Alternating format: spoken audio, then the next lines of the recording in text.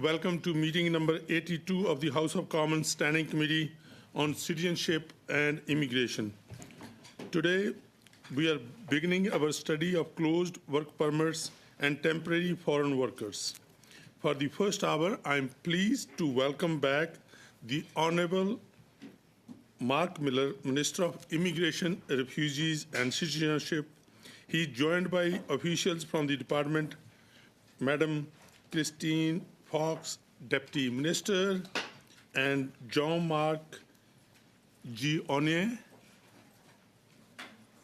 Director General Immigration Program Guidance. So before I give the floor to Minister, I will be very, very strict with my time today. Madam Kwan, you have a floor. Thank you, Mr. Chair. I wonder if we can just advise committee on the public record. How late will the committee be going in light of the votes? Thank you.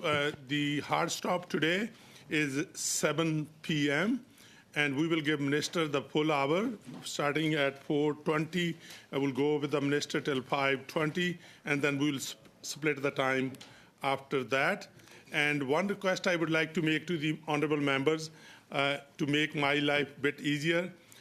If no crosstalk, please. And if you think Minister is going a little bit longer on the answer and you want to interrupt, either you raise your hand, then I will acknowledge you, or Minister will stop himself.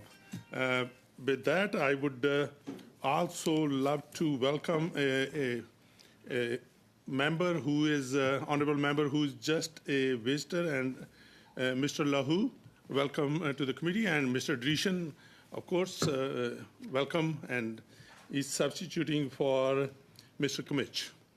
With that, I'm going to give the floor to the honorable minister for 5 minutes. Minister, go ahead, please. Thank you, Chair. First, I want to acknowledge our presence on the traditional and unceded territory of the Algonquin and Anishinaabe people. Thank you, Chair and committee members, for inviting me to discuss the important role that foreign workers play in Canada's labour market. There are, as we and this committee well knows, significant challenge to Canada's economy in the labour market, whether temporary or permanent. 50 years ago, it's worth reminding the committee that the ratio of worker to retiree was 7-to-1. It's nearly 3-to-1 now. And we'll approach 2-to-1 in the decades ahead if we don't welcome more newcomers. That's just the reality. Putting our infrastructure, healthcare, and education systems at risk if we don't do so. We need newcomers to grow our economy and build our country. Grâce à l'immigration, nous accueillons des travailleurs qualifiés. Thanks to immigration, Canada's labour force is growing, and Canada remains a top destination for people around the globe. Immigration helps employers find the qualified workers they need to address the labour market shortages. For instance, about half of all STEM degree holders in Canada came here from other countries. Sight of foreign workers and their impacts on our labour market by making certain work permits employer-specific. That means the permit is associated with one occupation, wage, location, and employer. It's important for purposes of this discussion to distinguish two broad permit programs that exist in Canada: the Temporary Foreign Worker Program, TFWP, managed by Employment Social Development Canada. My colleague Randy Boissonneau in the SDC provides employer-specific work permits with labour market impact assessment requires, and includes generally 4 streams: primary agriculture at 40%, low wage at 25%, high wage at 16%, and global talent at about 4% rather. That represents about 147,000 work permits that have been issued in 2023 so far. And then the second category, a much broader one, the International Mobility Program, delivered solely by IRCC, this department, and exempts employers from the LMIA requirement, which is comprised of over 100 streams. It could be professors, it could be engineers, it could be many categories that we could cover today. And only some of those are actually employer-specific. We've issued to date under that program about 1 million permits this year. Workers under both programs make valuable contributions to our economy and are essential to employers with short-term labour needs. They deserve to be treated with dignity and respect. One need only remind oneself of what happened during COVID and the shutdown and the crisis that imposed immediately on the economy if people's memories are short. Employer-specific permits enable us to conduct inspections to ensure employers comply with regulatory conditions and employment standards legislations, for example, providing a workplace free of abuse, respecting a worker's job description, and not engaging in reprisals against workers who raise concerns. Employers who break these rules can incur penalties ranging from warning letters to fines to bans on hiring temporary foreign workers, even permanently. Le programme des travailleurs étrangers temporaires tient également. The Temporary Foreign Worker Program further takes into account minimum working conditions and other aspects of collective agreements, including wage requirements, which are used to prevent wage suppression for foreign workers and Canadians alike. It should be noted that certain streams of employer-specific work permit holders receive additional support through the Temporary Foreign Worker Program. For example, employers hiring under the agricultural stream and seasonal agricultural worker program must pay for a worker's round-trip transportation from their home country to their job in Canada, then provide suitable housing that's free of charge on farm or off-site. There are similar requirements for low-wage streams of the TFW program. Harassment, abuse, or exploitation under the program are absolutely unacceptable and won't be tolerated. IRCC introduced measures to allow workers with employer-specific permits to change jobs faster to stem that abuse through the open work permit for vulnerable workers. We are also making it easier for workers to leave abusive situations, and we are exploring broadening temporary work permits to be sector-specific as well. IRCC will continue monitoring and improving its policies and programs to ensure they serve the best interests of the temporary foreign workers. Notre approche intergouvernementale est libre de l'élaboration. Our whole-of-government approach to developing the Immigration Levels Plan, which I tabled last week, also involves taking a close look at temporary resident immigration levels and making sure they align with our capacity and needs to ensure sustainable growth into the future. Thank you. Happy, impatient de prendre vos questions. Right on the clock, 5 minutes, and now we can start the first round, and we will start with Mr. Radikop for 6 minutes. Please go ahead. Thank you, Mr. Chair, and welcome here, Minister Miller.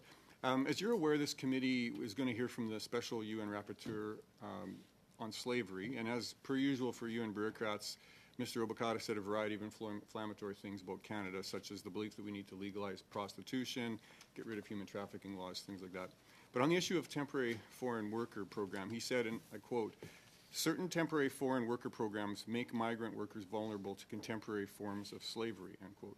So he hasn't released the final report yet, but based on this preliminary report, we know what the final report will say. So I guess first, did you or your department meet with him to help him better understand the TFW program and perhaps soften his position? The Honourable Minister. Thank you, Brad. I did not meet personally with him, but our department did. Okay. Thank you. The terrorist regime in Tehran jumped on this report, and the Iranian Foreign Ministry issued its own statements in relation to this, saying, quote, "The scourge of slavery is still present in the Canadian government's policy," end quote. So do you agree with Iran and the rapporteur's conclusion that your TFW program is a form of modern slavery? Honourable Minister. I think the rapporteur himself, without putting words into his mouth, would probably be the first to be outraged at the weaponization of that statement by the Iranian regime. At the same time, the rapporteur did put some work into this.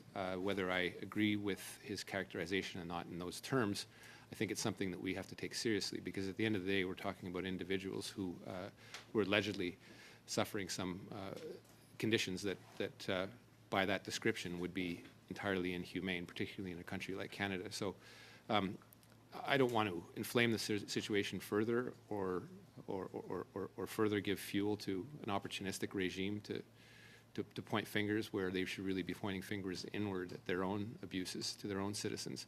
But as a mature country, I think we can all agree that we can criticize each other and have critiques from international organizations like the Special Rapporteur. I may not agree with his turn of phrase, but my focus is on the people that he felt were subject to those conditions. So just to be clear, so on the "this is a modern form of slavery" statement, you're saying you disagree with that? Well, I would need to understand what that actually means.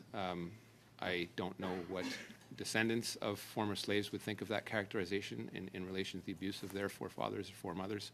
It is something that makes people jump out, but again, I focus more on the facts and the material statements and the people that were covered by that. And obviously, if our departments can do something to make their working conditions better, or if Randy's department can, we absolutely should.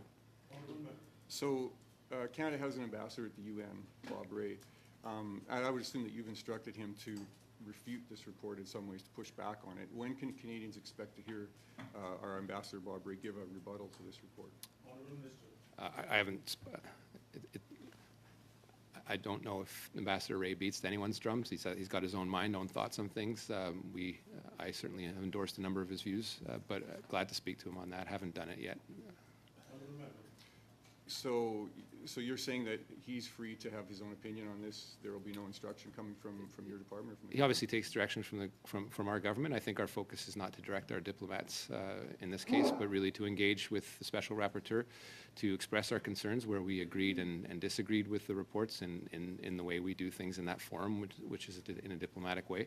But again, my job is to focus internally on the people that were targeted by this report and the subject of this report, and ultimately, along with my colleague, Minister Boissonnault, to improve their working conditions.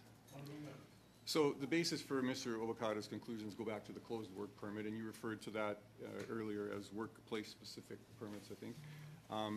And as you know, this type of permit means that a temporary foreign worker can only work at one specific employer and not move around to other employers. So thinking specifically of our farmers and our producers who employ seasonal temporary foreign workers, do you think that closed work permits should be allowed, or should they be phased out? You know, this is a subject this committee will be seized by, and also a committee of the Senate. I'm really eager to see the product of that work. I don't think we should rule them out entirely or phase them out entirely, in my view, based on the facts that I have at hand. It's important to remember that farmers, large or small, or anyone that employs these folks, do put significant investment into them coming, and often the seasonal nature of things is such that they really are dependent on it for their bottom line. The cure for this is not to do multiple program reforms without addressing the core issues at hand, which is potential abuse. So first address the abuse. Whether a more open form or more regional form of permit is desirable is something I'm glad to look at, but I don't think this does sign the end of closed work permits. So you've had meetings with farmers and ag stakeholders, and you understand their issues then? I have, and you know, the individuals that come to mind that I met recently spoke about the importance of treating and they're quite proud of how they treat their employees like they were their own family, in their own words.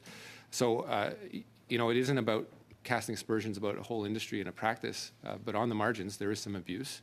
I think we have to recognize that and address it. There are some bad apples for sure, and we have to make sure that the incentives for people to behave badly are not in place. So thank you, honourable member. You have only 5 seconds. So is that abuse widespread, or is it somewhat restricted? I think, to be honest, there has been challenges entirely quantifying it. It does exist, and I think recognizing that it exists means we have to address it. Thank you. We'll go to Madam Taibaga for 6 minutes. Please go ahead. Thank you, Mr. Chair, and welcome again, Minister, to our committee. I think that there's a lot of confusions regarding the roles of IRCC and ESDC when it comes to the work permits programs. And you mentioned in your remarks that you mentioned the temporary worker program and the international mobility program. Could you expand on that a little bit? Yeah, so ESDC is responsible for the temporary foreign workers program, which is I guess on a 1 to 7 or 1 to 8 ratio. What we're talking about here, it tends to be in the agricultural space, not limited to the agricultural space, and it's one that is largely administered by my colleague Randy Boissonnault in his department, and then the international mobility pathway, as I mentioned in introduction, program rather, which covers generally more open permits dealing with various ranges of specialties. They again could be anywhere from engineers to university professors, people here on a temporary basis, sometimes free to change jobs. We know that a lot of temporary foreign workers come to Canada to also find better opportunities for them and build their families here as well. Could you maybe touch on the pathway that temporary foreign workers may have to establish themselves in Canada? Yeah, so we do stress that, and it is important to remind people that a temporary work opportunity in Canada is not a guarantee to permanent residence or, by extension, citizenship. But there are opportunities. I believe it's, for example, why there is a bit of confusion when we talk about our levels plan, which we have fixed at, it's 465 for this year, 485 for the next, 500, and then 500 for the next. 35% of those are people that are already here.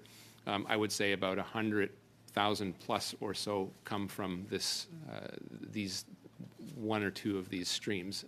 And so they qualify under any of our public policies dealing with a pathway to permanent residence as part of people's experience here. As we are looking at some of the reforms to the public policy, it's important, and I've said publicly that Canada is to some extent addicted to temporary foreign work.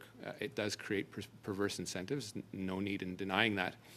One of the ways to make sure that we don't continue on a bit of a vicious cycle is to offer people that have the expertise, talent, the desire to stay in Canada, not everyone wants to stay here, the opportunity to do so. So on the seasonal agriculture worker program, you just talked about the bad apples earlier. What do you think are the employers? What's on the employers' obligations? What are the obligations for the employers when they're hiring under the agriculture stream in terms of housing, and then also addressing this bad apple, situation that we're talking about? What are the already outlined obligations of the employer? So the obligations of the employer are very, very similar to what any regular employer of Canadians or Canadian permanent residents would have. I think because of the temporary nature aspect of things, in the sense sometimes people are bound to a particular situation, given sometimes as well their own socioeconomic condition in their home countries, they feel beholden and sometimes unable or unwilling to speak up if something bad happens, even something small, for fear of being sent back without being paid. That leads to a lot of people not exercising and therefore no ability to enforce their rights. Employers, generally, it varies depending on the program, but as I mentioned in my opening remarks, there is an obligation to bring people here and to pay for that, and to return them. There is obligation to house them in good living conditions, and also I think we are new and stronger protections that make sure that employers know that they're not able to recover and charge recruitment fees, making sure that laborers have information on their rights, access to health care as well, as part of the context of a mandatory employment agreement. So those are more robust elements that will help safeguard the integrity of the system. The UN Special Rapporteur, in his recommendations, he did mention creating a clear pathway for residency for temporary foreign workers. What kind of work is IRCC doing right now to ensure that that is one of the recommendations that is respected? So I'm looking at a number of options, and again, with what I had mentioned to your colleague from the Conservative Party, we are currently looking at a number of options to make sure that in the temporary foreign worker space, whether it's in the construction space where we need more people, they have to come from abroad, we cannot generate that domestically entirely, that there is a pathway to permanent residence, for example, and then by extension Canadian citizenship. I'm really eager to look at the report of this committee and that of the Senate to see what other recommendations come out, because, again, we're not dogmatic about things, and if there is something that makes sense, we're willing to explore it. Thank you, Minister, and thank you, Member. We'll go to Mr. Bruno Duceppe for 6 minutes. Please go ahead, Mr. Bruno Duceppe. Merci, Monsieur. Thank you very much, Mr. Chairperson, and thank you, Minister, for being here. It's a pleasure to have you before us today. Now, let's just come back to the remarks from the United Nations Special Rapporteur. It amounts to something after all. And in response to one of my Conservative colleagues, you said, well, I think you tried to elude the question. You tried to eschew it. And you said, I don't know how descendants of slaves would perceive this, but the UN Special Rapporteur talked about contemporary slavery. That's why that concept exists. Contemporary slavery. It has nothing to do with what happened in the past. So you don't need a nuclear physics doctorate to understand the concept or notion of contemporary slavery. What I want to know is, first, is it normal that the UN Special Rapporteur would allude to contemporary slavery and in the same breath refer to Canada? Secondly, do you agree with what he said? Je vais le dire clairement. Well, I'll say this unequivocally. I think that I spoke in English earlier. I don't necessarily agree with what he said.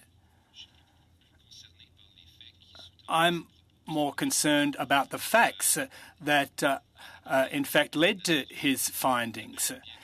The UN rapporteur is well and truly entitled to his own opinion, and I don't blame him for having his opinion, but I'm not going to demonize him by saying anything further about being in disagreement with him. I'm more concerned about the facts underlying his conclusions and findings.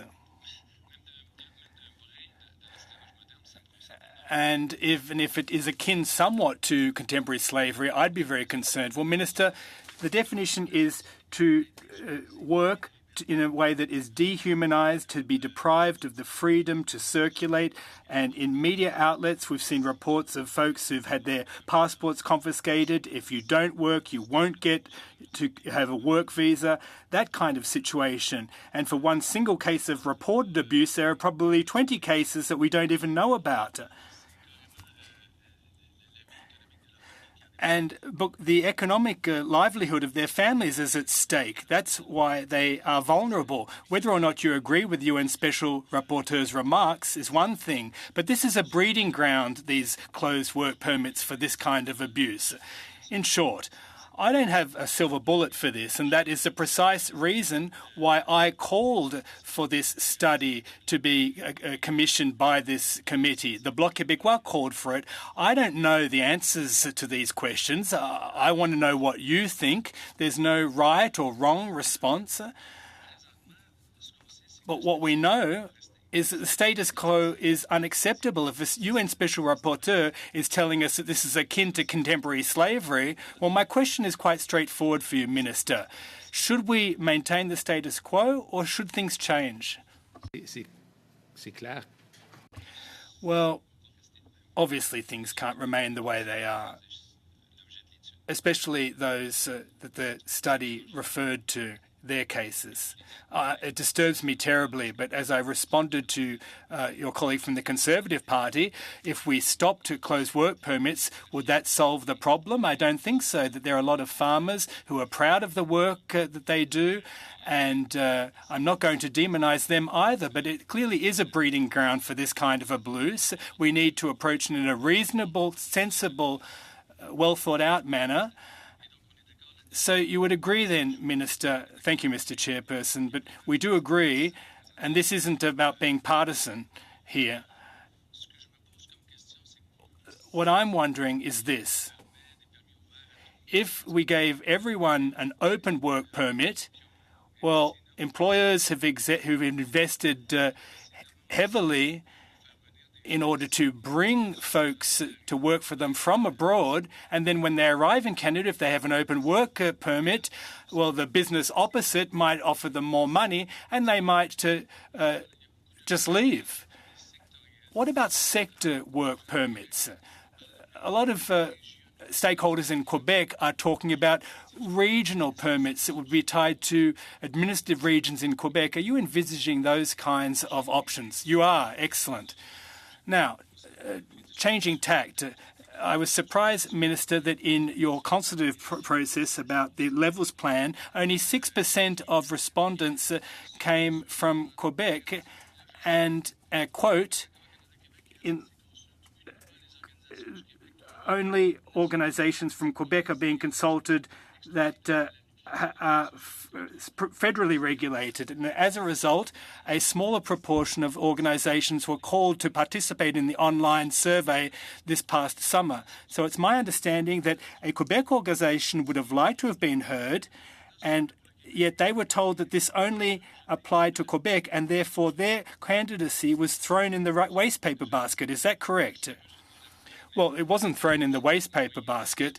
And the reason I'm smiling is this, and Quebec said word for word that they prefer that we do not interact with those individuals. And the minister told me that she didn't want me to directly address universities in that way. So the fact of the matter is that we do speak directly with Quebec and consult Quebec stakeholders, but we honour the Quebec agreement, and so we sometimes have to limit our interactions. So you're saying that it's because of Quebec that you're not speaking to these stakeholders? Madam Kwan, 6 minutes. Go ahead, please. Thank you, Mr. Chair.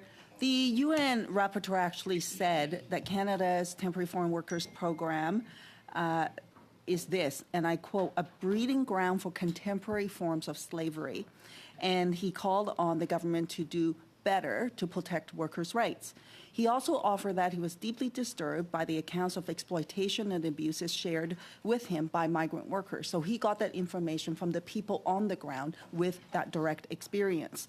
So one thing that he highlighted was that, quote, employer-specific work permits regimes make migrant workers vulnerable to contemporary forms of slavery, and they cannot report abuses without fear of deportation. So those are his words.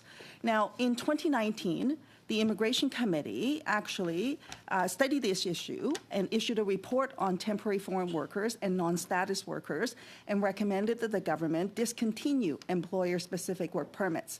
In 2016, the HUMA Committee also did a study and made a report on the Temporary Foreign Workers Program and found that employer-specific work permits, quote, place migrant workers in a vulnerable position with negative implications for their physical and mental well-being, and recommended that immediate steps be taken to eliminate employer-specific work permits. In 2019, Canada acknowledged the employer-specific work permits created a power imbalance that, quote, favors the employer and can result in a migrant worker enduring situations of misconduct, abuse, or other forms of employer retribution when it implemented the open work permit for vulnerable workers policy. So what we have seen is numerous reports and recommendations to the government to take this action. Here we are at the Immigration Committee yet again in 2023, studying this issue once again. So I guess my question is this. I think the evidence is there. If the minister talks to the migrant workers and the advocates from that community, he will hear from them that one of the things that needs to be done is for the Canadian government to get rid of the open work permits. Better still, they're calling on the government to give them lander status on arrival and to regularize the workers that are here. So as a first step, would the minister actually bring forward the recommendations that's already come before multiple committees and to minimize the abuse that migrant workers are faced with, and that is to give them an open work permit? Yeah, and again, without getting ahead of myself, but I think it's safe to say that my colleague Randy Moisano speaks with me. He does administer the program. It's something that we are looking at and considering. I've mentioned to your colleagues that we are willing to revisit the conditions of the issuances of closed work permits, maybe even consider more regionally natured one. I do also want to stress that the nature of the work permit may create conditions that that create a sentiment that people can't speak up, but the abuse is something that exists independently as well, and we need to address that. first and foremost. There have been regulatory changes in the last few years, so I wouldn't say that nothing has happened. But clearly, once these instances get documented and documented again, we need to do something. Well, I have spoken with migrant workers who've been subject to this abuse, and they feel that they can't speak up. And by the way, some people, abuse was so extensive that they couldn't stay in that employment anymore. And then they go to apply for open work permit. And then guess what? IRCC then tells them, I'm sorry, you're not qualified because you left your employment. So we're saying to the migrant workers, stay there and continue to be abused while we process and investigate whether or not you're really being abused. You can understand how impossible that is. And then if you lose that employment, people are without any resources. They are here alone. What are they supposed to do? So the current programs, no matter what the fix is, so far has not worked. And we have been talking about this for decades now. You know, I've been here for 8 years. Prior to this, studies were done. And so now you're saying the government's looking at it again. So how many decades does the person have to wait for the government to do the right thing? So I'm just simply saying to the government, the time to act is now, and not to say, let's do this study some more, because we have done this over and over again at different committees through different decades. I don't really disagree with you. So the other thing I want to get to is this. In 2021, the temporary foreign workers number jumped to 770,000.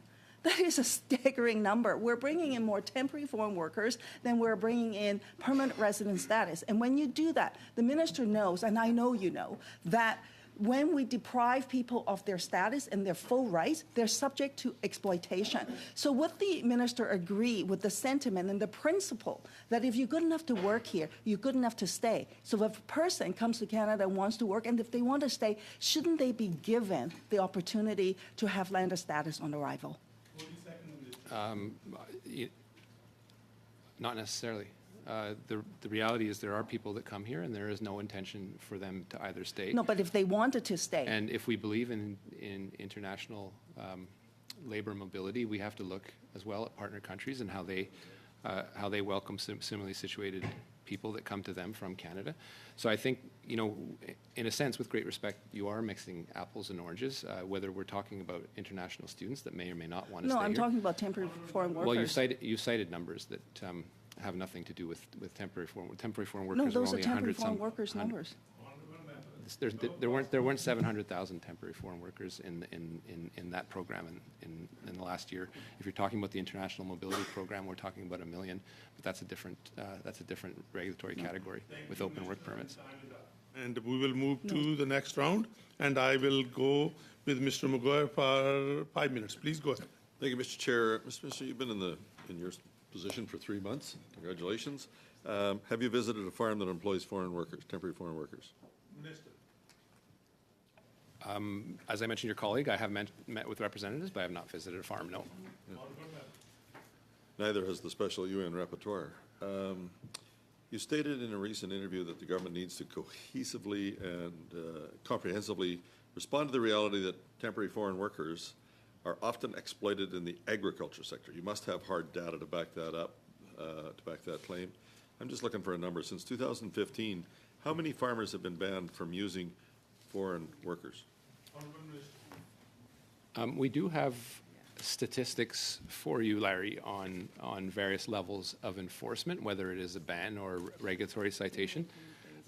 There are, so just for reference, it's worth reading the record. There are 310 employers that can access IMP or TFW for a variety of reasons. There's one with a permanent ban, and one with 18 with a temporary ban. Thanks. Yeah. The recent government report stated that almost, and your numbers just, I think, confirmed that, almost 95% of businesses are fully compliant with the temporary foreign worker program, and for ones that are not, many of the concerns were administrative in nature from the reports that I've read, and only a handful were deemed to be of the serious nature. I'm just looking for a yes or no. Under your watch, do you believe that there is wide-scale abuse being conducted by farmers? Honourable Minister.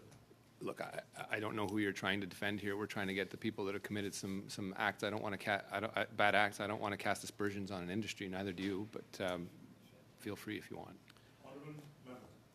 No, I'm just asking if you've, I'm just if you've got any kind of a number. I mean, 95% of your own businesses are saying they're compliant. So Well, 1% is too much. I mean, Yeah. that's the issue that we got to get drive that. at. I mean, I'm not trying to attack an industry. There are some really good actors, and that isn't the intention of anything that we're saying. But To follow up if my there's one bad colleagues- actor, we got to crack down on it. We're Canada. Thank you, Mr. Minister. To back up, my colleagues have said that, this UN Special Rapporteur said that the Temporary Foreign Worker Program constitutes a breeding ground for contemporary forms of slavery. Under your watch, are you allowing forms of slavery to happen? I don't agree with the sentiment. I don't agree with the statement. And I've said, but I am concerned about the people that he spoke to, and that's something I think we need to focus on as a government. I'm glad of your answer. The criminal code in Canada, the government has passed 3 parts in 2017, section 279.011, 279.02, and 279.03. How many cases of slavery under investigation by the RCMP in Canada today? You'd have to ask the RCMP. You don't know. You'd have to ask the RCMP. Is slavery happening in Canada today? Yes or no? That is a loaded question, Larry. I mean, it's ridiculous for you to ask that type of question. You should be ashamed. I'm just. Come on, Larry. You can do better. You're than that. looking I at mean, a you're the one asking me rapporteur's- if there's slavery in Canada, for God's sake. I mean, Well, you're it's better easy. than that. So Really. it's an easy answer. Really. What's your answer? What do you think, No. Larry? I think no. But the UN rapporteur, all I'm saying Okay, is, next you're question. not following his rapporteur. Next question. Thank you, honourable member. Please go ahead. Floor to yours. Thank you. Once a worker comes to Canada, informing them of their rights under the program is paramount. Your government has stated this is currently happening. Can you please confirm, yes or no, is your government ensuring that workers are being informed of their rights? We're doing our utmost, and we've made a number of regulatory changes to make sure employers are actually doing a better job of making sure people are Please. informed of their rights, including in the context of an employment Pleased to agreement. hear that too, because that disagrees with what the special rapporteur said. Your government implemented the Migrant Workers Support Program, which includes a safe and secure environment for the workers to report abuse and change jobs. I'm looking for yes or no. Has your government failed to give workers the process to change jobs if claims of abuse are confirmed? So there is a process that we have to allow people to switch. I would, just for benefit of this committee, there are about 4,000 authorizations that we have we've accepted. But again, this is a regulatory process that is run by my department. As a farmer who is currently using a temporary foreign worker program or a seasonal ag worker ever approached you to change the program to allow for open permits for workers? Yes or no? So I didn't. You got to repeat the question. I'm wondering if a farmer has Okay. ever approached you, who is using temporary foreign workers or seasonal ag workers, to change the program to allow for open permits for workers. Have they ever asked for that? Not to my knowledge. Thank you. The time is up, and we'll go to Mr. El Khoury for 5 minutes. Please go Merci, ahead. Monsieur le Président. Thank you, Mr. Chairperson. Thank you, Minister, and thank you for being in attendance today. The UN Special Rapporteur has also recommended that Canada offers all immigrants a clear pathway to permanent residency in order to avoid abuses of this kind in the future. Could you please tell us what IRCC is doing for these immigrants now? C'est clair. Well, sir, in light of the report, there are improvements to be made to the program, evidently. I don't believe that in the brushstroke of a pen that we can do away with closed permits, nor that would be the ideal solution. As your colleague from the Bloc said, it's often a breeding ground for abuse, and we acknowledge that. But what I can tell you is that the vast majority of individuals that use that program and benefit the Canadian economy, well, they do so in good faith and in an exceptional manner. Obviously, there are cases of abuse, and that is what I will and must look at to ensure that these kinds of abuses don't continue. I don't think switching over to an open work permit program overnight will fix things. I know that there's been significant financial investments on the part of a lot of farmers, for example, to bring workers from abroad. And I don't think it would be either the right economic or the right humanitarian principle to adhere to. I know employers that treat their employees exceptionally well. And obviously, we need a surgical approach to this issue. And I don't necessarily entirely share the findings of the Special Rapporteur, but I want to go to the root cause of this issue and perhaps provide more flexible conditions to access work permits. And we are obviously going to come down hard on cases of abuse. Perhaps we'll offer more regional options where appropriate and desirable. We're always open to that kind of initiative. But in order to eradicate, well, our top priority is to eradicate cases of abuse.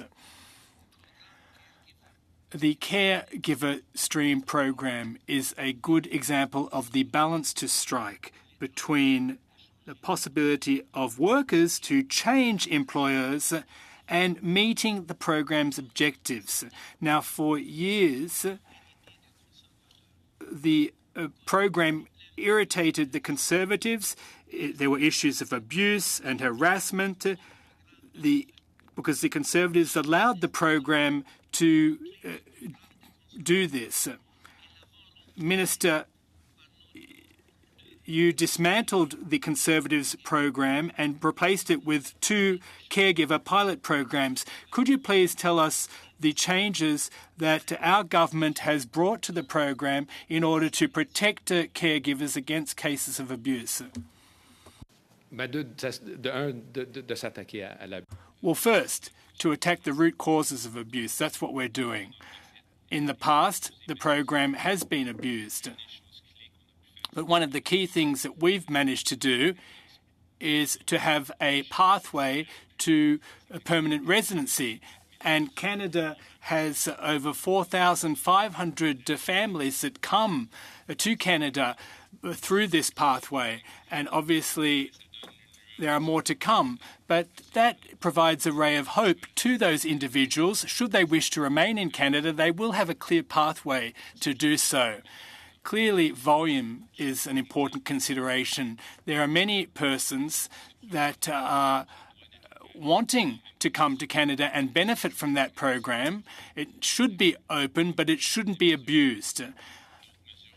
That's one measure that we can implement, and I'm open to other improvements to the program. It's a program that people are calling for and that is well subscribed to, but clearly there are cases of abuse and we need to prevent them going forward.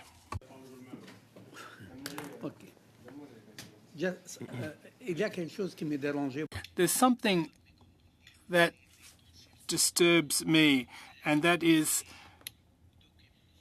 consultants that used forged documents in order to obtain visas for their clients. We've seen that occur. What has your department decided to do to address that issue? Mr. Bruno de Sepp for 2.5 minutes. Minister, you can come back to that answer. 20 minutes? 20 minutes? 2.5 minutes.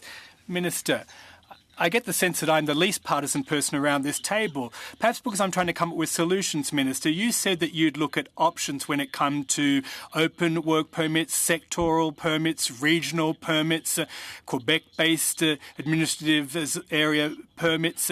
Now, obviously, would those kinds of work permits mean that if an employee went to another business for a job, that there would be compensation paid to the initial employer that brought the individual to Canada in the first place? The Honourable Minister. Well, Mr. Bruno Giuseppe, I think you're a step ahead of a lot of people. Obviously, that's a conversation we need to have with stakeholders in Quebec. I'm open to everything, as it turns out. And I'm not against what you're proposing. I know that in my discussions with the Minister,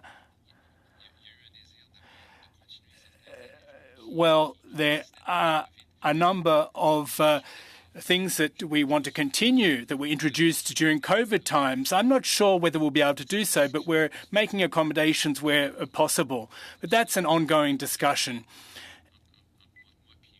And my counterpart and I in Quebec will have to discuss that issue. I'm not going to speculate. But, well, what about something that concerns you directly, Minister? One of the financial burdens is a labour market impact assessment. And that costs quite a lot of money, these labour market impact assessments. Couldn't we consider this? Once the Quebec Certificate of Acceptance is obtained, given that Quebec has a different system, well, why would there need to be a labour market impact assessment conducted when there's already an agreement between Quebec and Canada and Quebec has already issued a CAQ? Quebec knows what its labour needs are. Why spend the additional money to conduct a federal labour market impact assessment when Quebec knows what it needs to do? Is this a way of saving money, and is this a way of making it less expensive for employers that bring these individuals into Canada in the first place? Well, I'm very open to what you're suggesting. Sans être dans les pattes de Madam Kwan, floor is yours for 2.5 minutes. Does the minister support the UN International Conventions on the Protection of the Rights of all Migrant Workers and their members of their families? I think you can guess my answer, but I do, sure. Thank you. Then today, Canada has not signed or ratified this covenant. Why is that?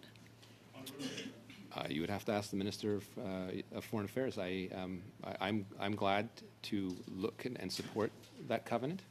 The history behind Canada's non-signature of that covenant is one that we can probably discuss at a later date.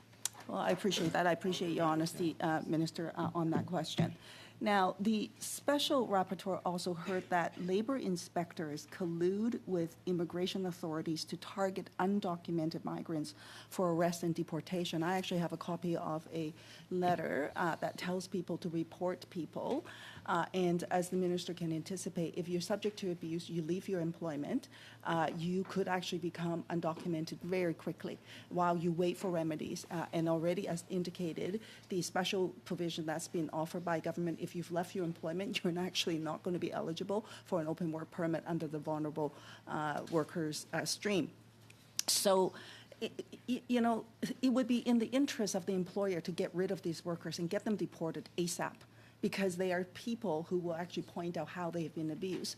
So does the minister agree with policies that works to get rid of the workers who's been subject to abuse as quickly as possible?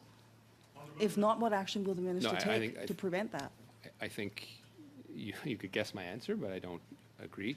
I think the measures we do to make sure that people can exercise their rights, whether it is to sue employers or make sure that that their rights are enforced, is in a context where a lot of people are fleeing, and I don't just fleeing or are afraid to speak up.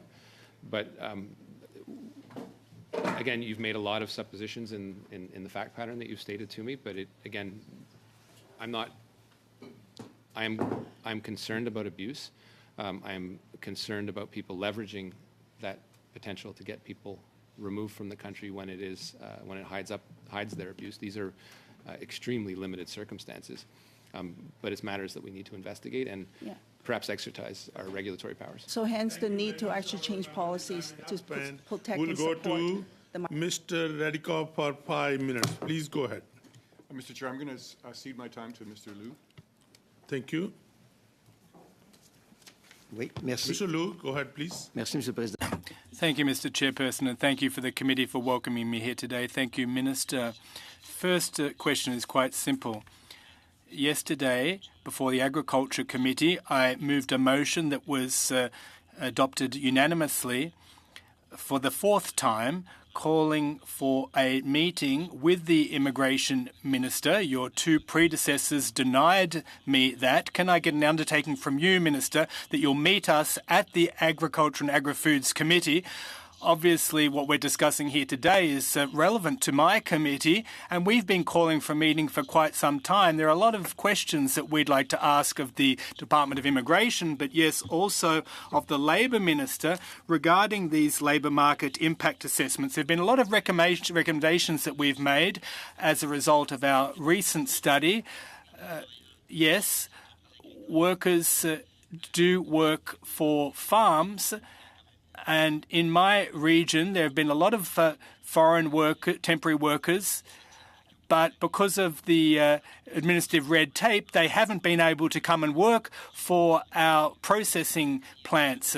So I'd like an undertaking from you that you will appear before my committee.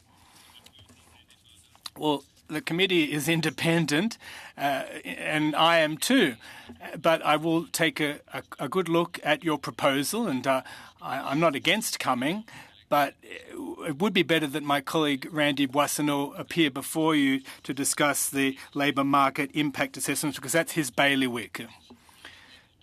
Well, what about all of the red tape that I issued? Some companies have told me that they've made applications, and there are hundreds of workers that are unable to come and work for them because of the bureaucracy. It's not just an issue of the LMIAs, there are other issues. That's why we'd like you to appear before us, Minister, in short order. The stakes are high. We talk a lot nowadays about food security and our ability to export, but we need the labour here in Canada to be able to achieve those ends. Just a quick question now, if I may. During the pandemic, the closed permits were opened, and many companies in my region complained not that the workers were being mistreated, but that other companies were undercutting them and offering those employees more money when the initial companies had outlawed all the money to bring them there in the first place.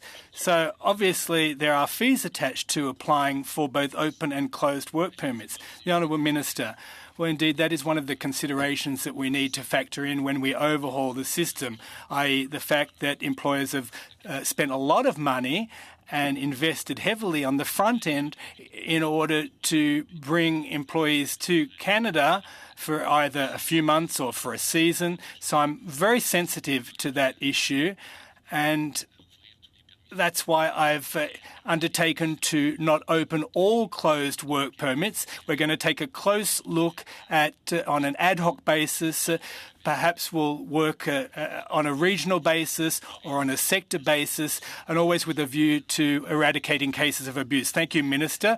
I take it for granted that you will appear before my committee, and I'll cede the floor now to my colleague.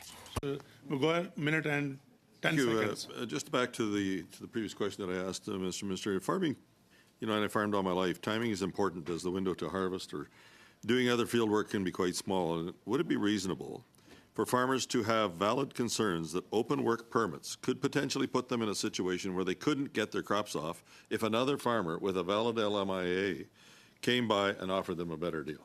Honourable Minister. Yes, And is that reasonable? the concern's reasonable.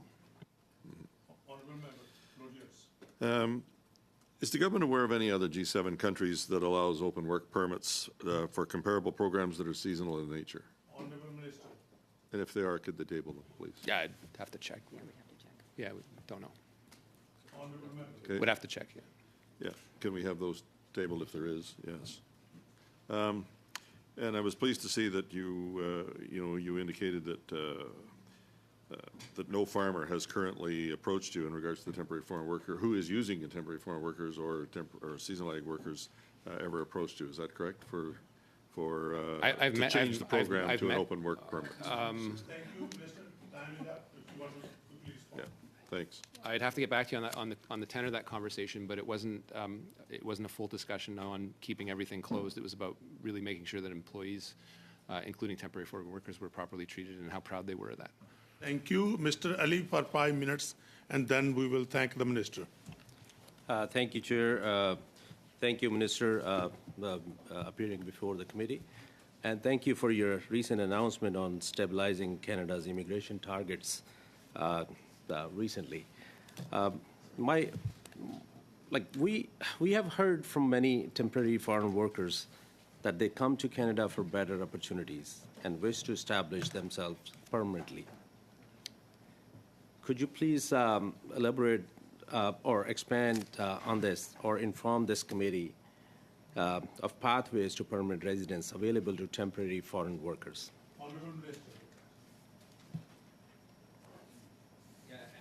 As I mentioned to one of your colleagues, MPLE, that there are a number of areas where the transition from temporary TR to PR, temporary residence to permanent residence, is a real possibility. It is not open to everyone, and I think that should remain the case, given our concerns around international mobility rights and reciprocal arrangements we have with other countries. I think that it is legitimate to say that, as well as in the context of our own orderly migration, with respect to which the levels that I spoke and announced last week are a sign of, including the strategic review that we performed.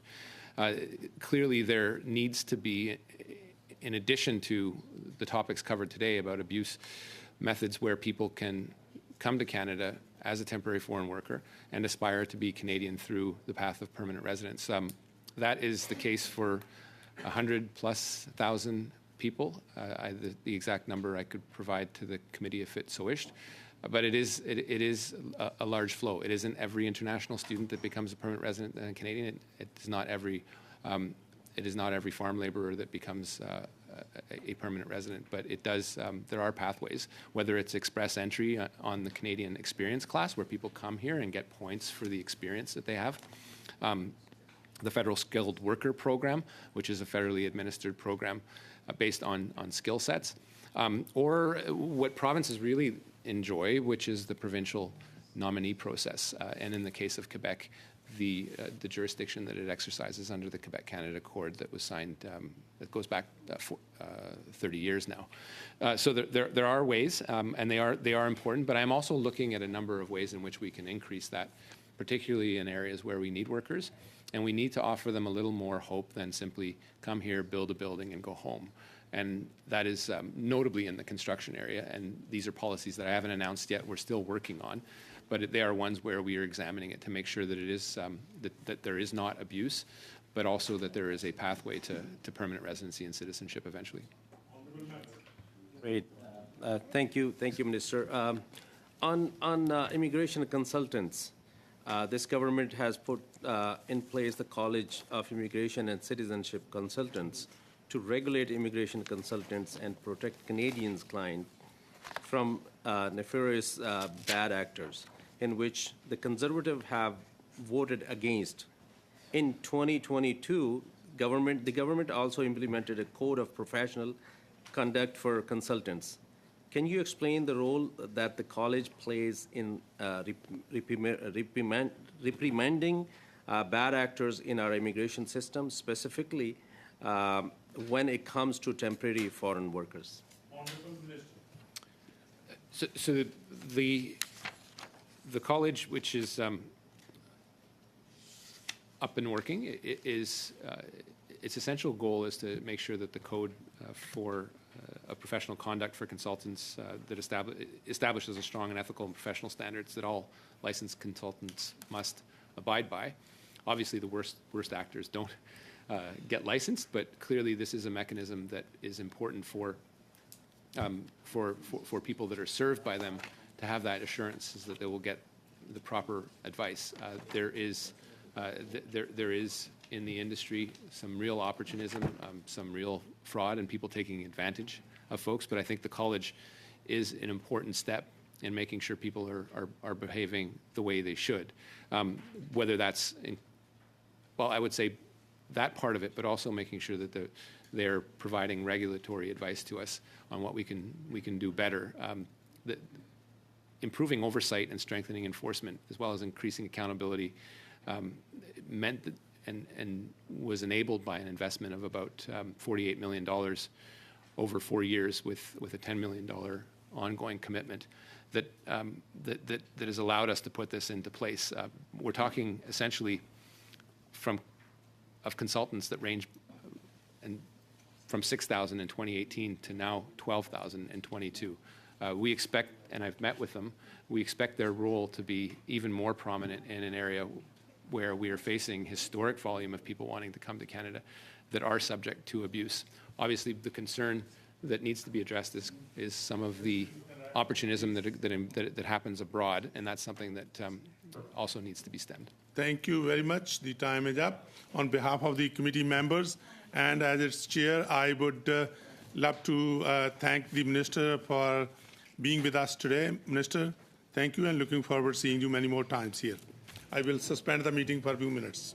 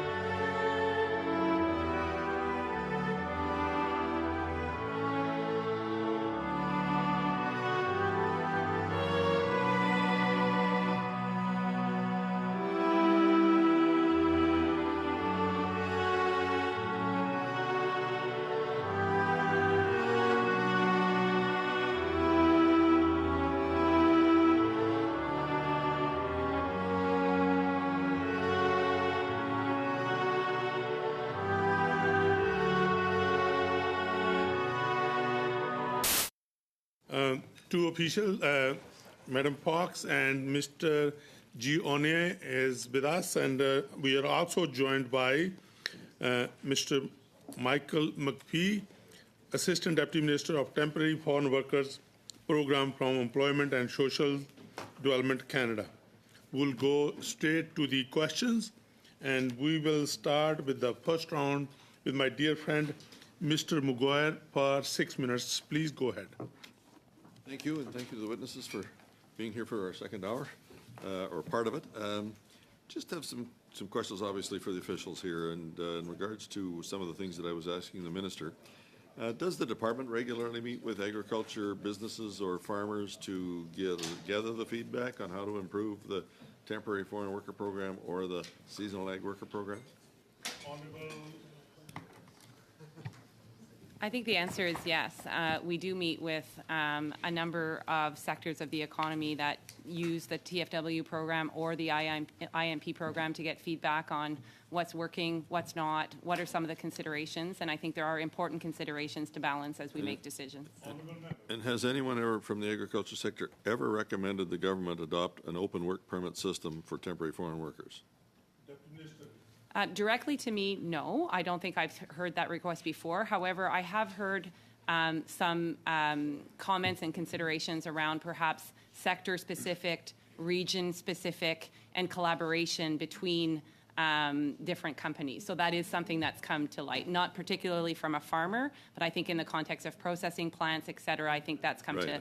I'm just talking about the agriculture sector. Has the department ever specifically asked that question to farmers? Like about the open work permit system? Thank you. The seasonal agriculture worker program actually does have some level of mobility in it already. Yes. So there is an opportunity for workers to move between farmers that do Yes. both have LMIAs. So as long as there is an agreement for that movement to take place. I think the community is interested in looking at ways to facilitate the movement of workers so that it's mutually beneficial for both the workers and the employers, and that the employers have the opportunity to sort of use workers during specific crop. Since the implementation of the migrant worker support program and the government created a process to allow, as you were saying, a worker to change jobs due to concerns about their work environment or employer, how many workers have changed jobs?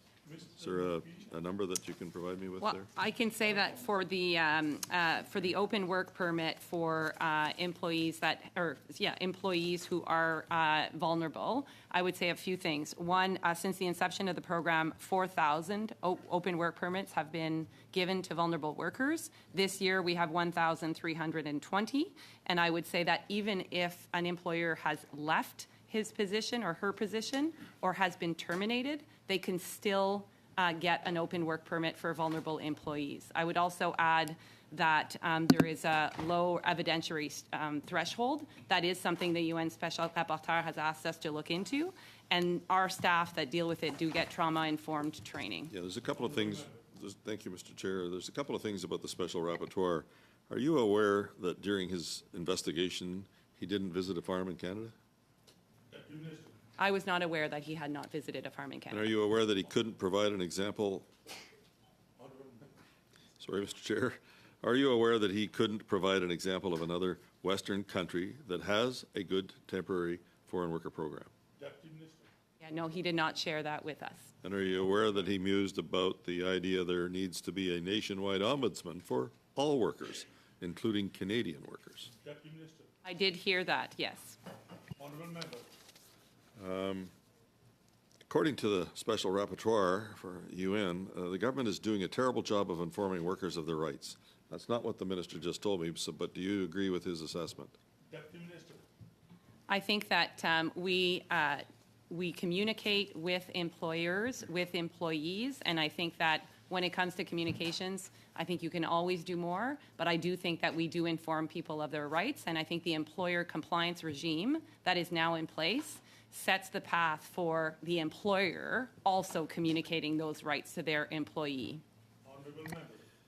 Is it the department's view that the current process protecting workers is sufficient by giving them an avenue to report concerns and changes in jobs as necessary. Deputy Minister. I think what I would say is we've tried to set up a system for vulnerable workers to be comfortable in coming to us and make those claims.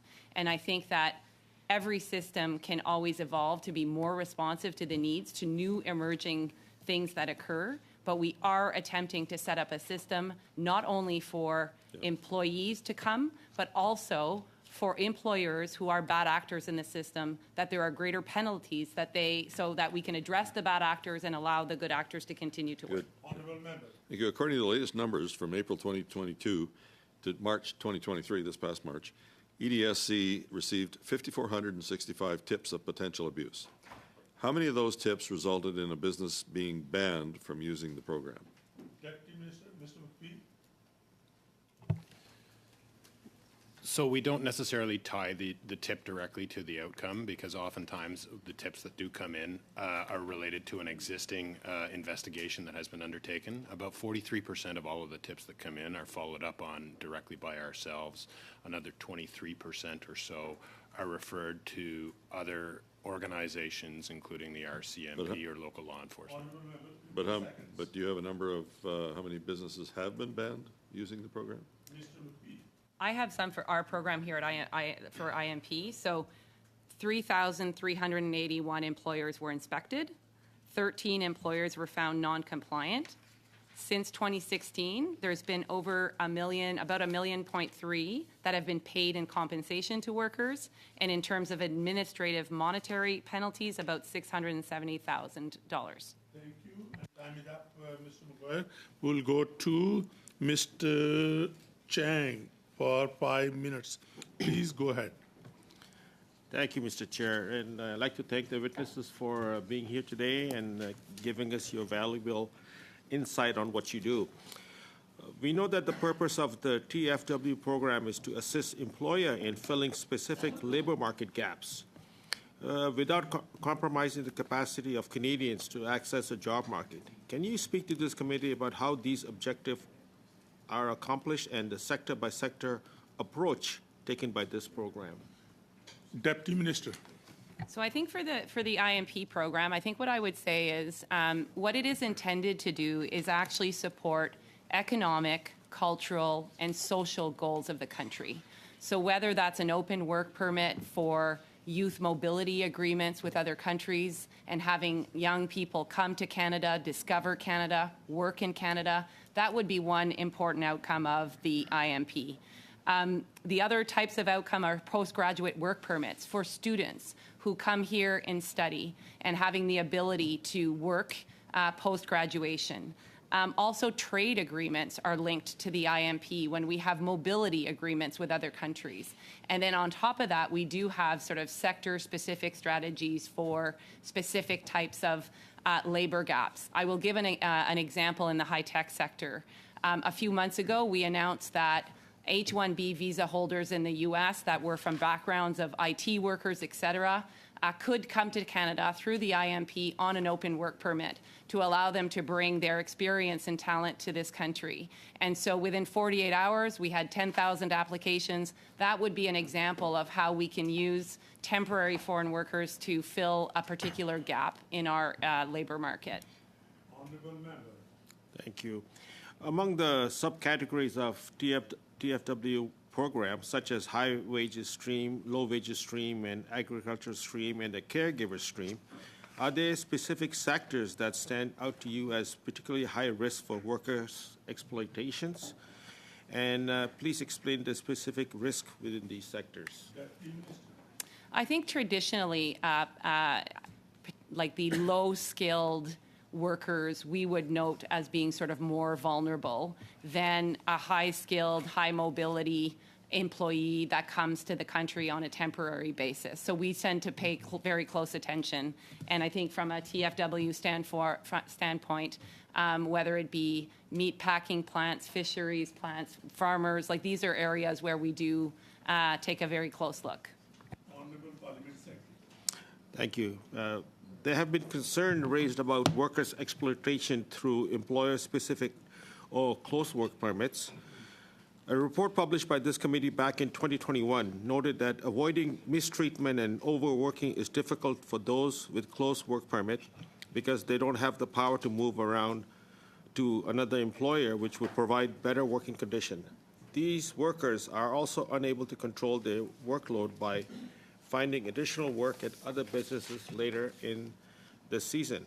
What is currently being done to support TFWs with closed work permits, and where are current gaps in enforcement for employers related to working condition? Thank you for the question. I think I would start by saying that the fact that we have employer-specific work permits does allow us to know where employees are and do check-ins and inspections. If everyone had an open work permit, that's a lot harder to track.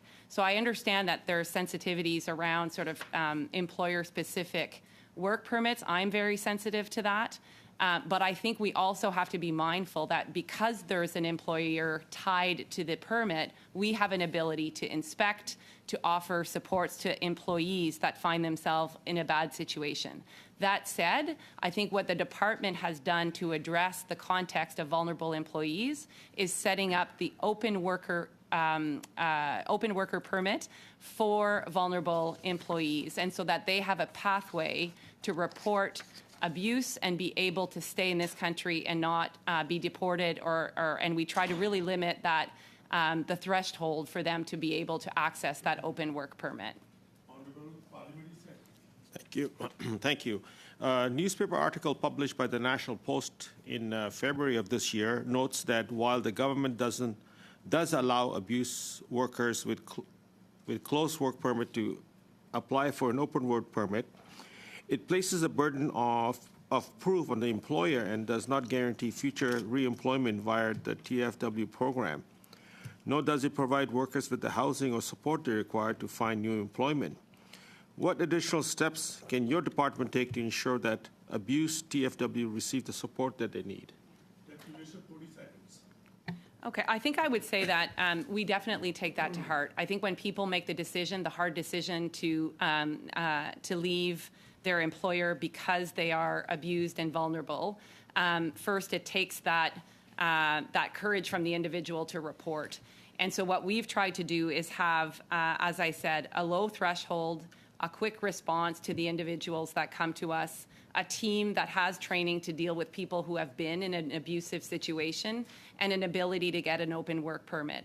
I would agree that if this committee digs into better ways that we can communicate this program, better ways that we can look at the transition between their current work permit to their new work permit or to their open work permit, we are kind of all ears on that, because we want to make this successful and we want to make sure that people know it exists and access it throughout. But I think that the low evidentiary threshold that we've tried to set hopefully gives people confidence that this is a recourse mechanism that is available to them. Thank you very much, Mr. Parliament Secretary. Time is up, and we will go to Mr. Bruno Duceppe for 6 minutes. Please go ahead, Mr. Bruno Duceppe. Merci. Thank you very much, Mr. Chairperson. I didn't think I'd turn my attention to this, but since the debate is going there, I'd like to talk about vulnerable workers that would have open work permits. There are farm worker advocacy organisations that advocate on their behalf. In the winter of 2023, I communicated with the ADMAC, and they didn't understand why the requests that they were making of the department for open work permits on the basis of the abuse of vulnerable workers, that those open work permits were being denied, whereas for years there weren't those kinds of denials, despite similar circumstances. Are you aware of that? Response. Well, I met ADMAC during a consultative process on our immigration program in March, and what they told me is this. Sometimes there are delays, but I wasn't aware of a change of approach. But I can follow up with them to get a better handle on why. Well, some cases that they could share with us regarding a change in approach. Thank you, Mr. Chairperson. Now, I'm a tad surprised. I organised a meeting with the Cabinet, Sean Fraser at the time, and ADMAC on that particular topic, and I'm surprised that that didn't make its way through to you, given that it's your bailiwick in the department. It's funny that Sean Fraser's cabinet no one in his cabinet forwarded this issue to you, given that there was a specific cabinet meeting on this issue. Well, it's highly likely that Sean Fraser's cabinet did speak to my office. Perhaps I wasn't kept abreast of it. Well, it appears that there was discussions, yes, with other individuals at the department. Well, perhaps I can get an answer to my question.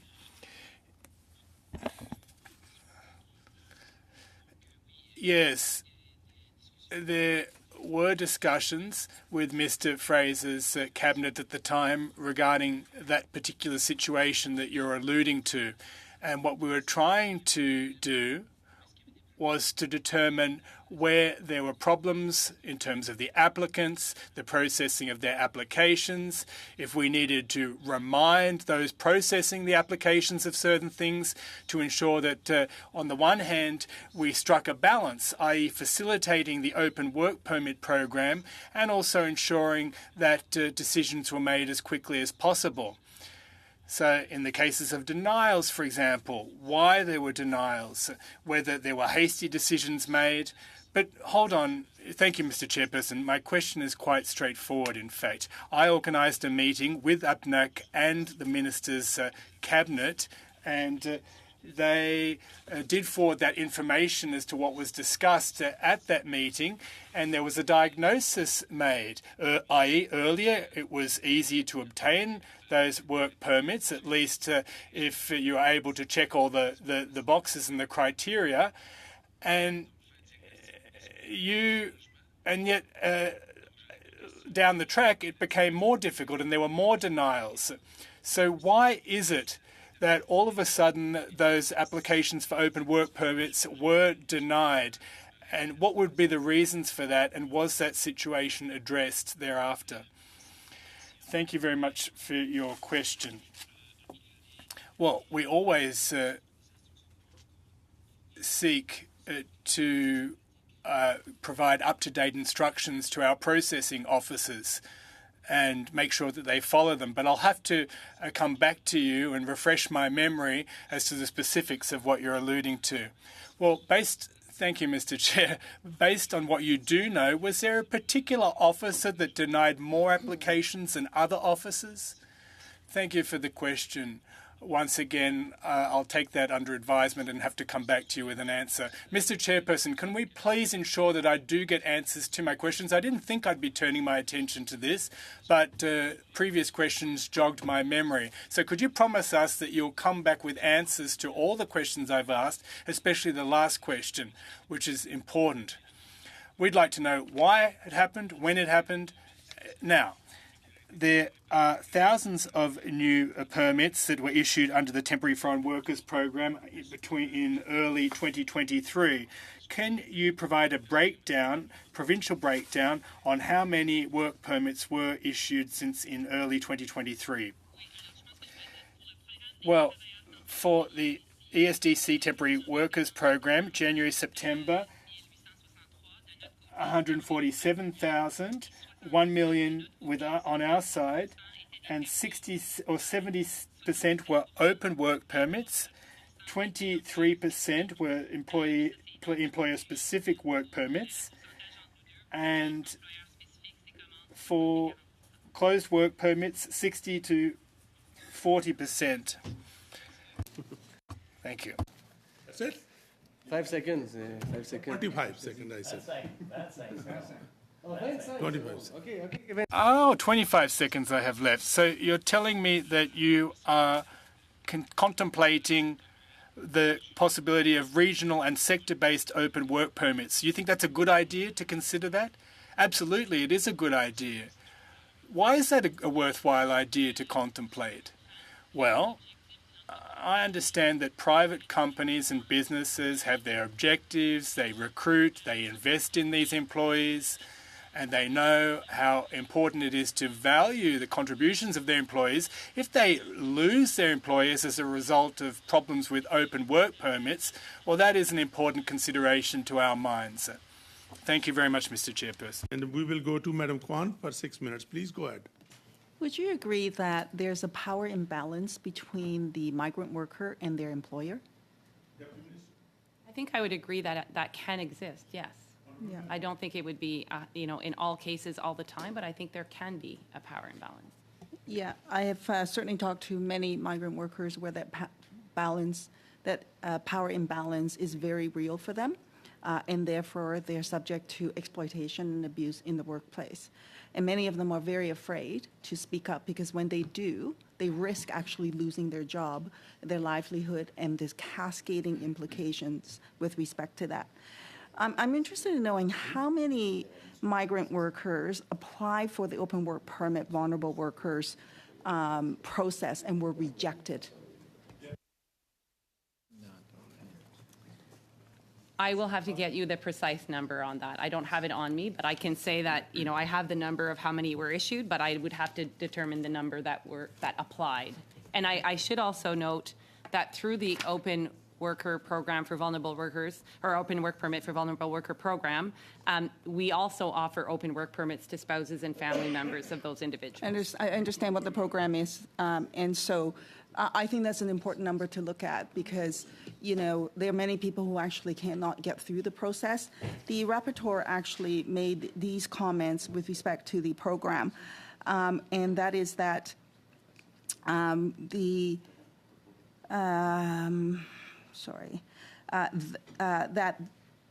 fact that the worker must remain with the abusive employer or survive in Canada without the ability to work legally or access most social services until the open work permit application is granted. They raised that concern, and the rapporteur also raised the concern that the high evidentiary standard requiring practice to receive a positive decision in spite of a legal threshold of, quote, reasonable grounds, and finally, the language barriers and lack of ability to navigate the legal process to obtain a permit without external assistance as major barriers for people to access the program. The government's own website, which I have opened in front of me with the open work permit for vulnerable workers, indicate that you do actually have to be employed as you experience that abuse in order to qualify for the program. Did I hear the deputy correctly when you said that they don't have to be employed? Thank you. Workers who have left an abusive employment situation before applying for this work permit are still eligible as long as their permit is valid or they're on maintained status. The website right in front of me, and it says something different, so perhaps there's some miscommunication or misalignment with the government's website with respect to that. I have met with migrant workers, by the way, where they weren't qualified. When did this policy change? I think it's been in place for some time. Yeah. No, I think I can't point back a specific date in terms of when or if that changed. I'm only looking at the website as it currently reads. That is. Well, I can tell you for sure that I've met with workers, and I try to assist them and appeal to former ministers with respect to people having been terminated. Or lost or left their employment and subject to abuse, and trying to assist them to get access to this program and failed.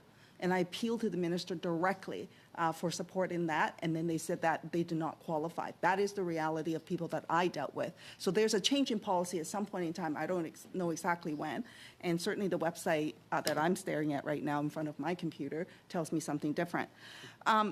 Now, one of the issues that has come up over and over again with respect to this is, and it was cited, to say that ESDC goes to check on these violations, potentially.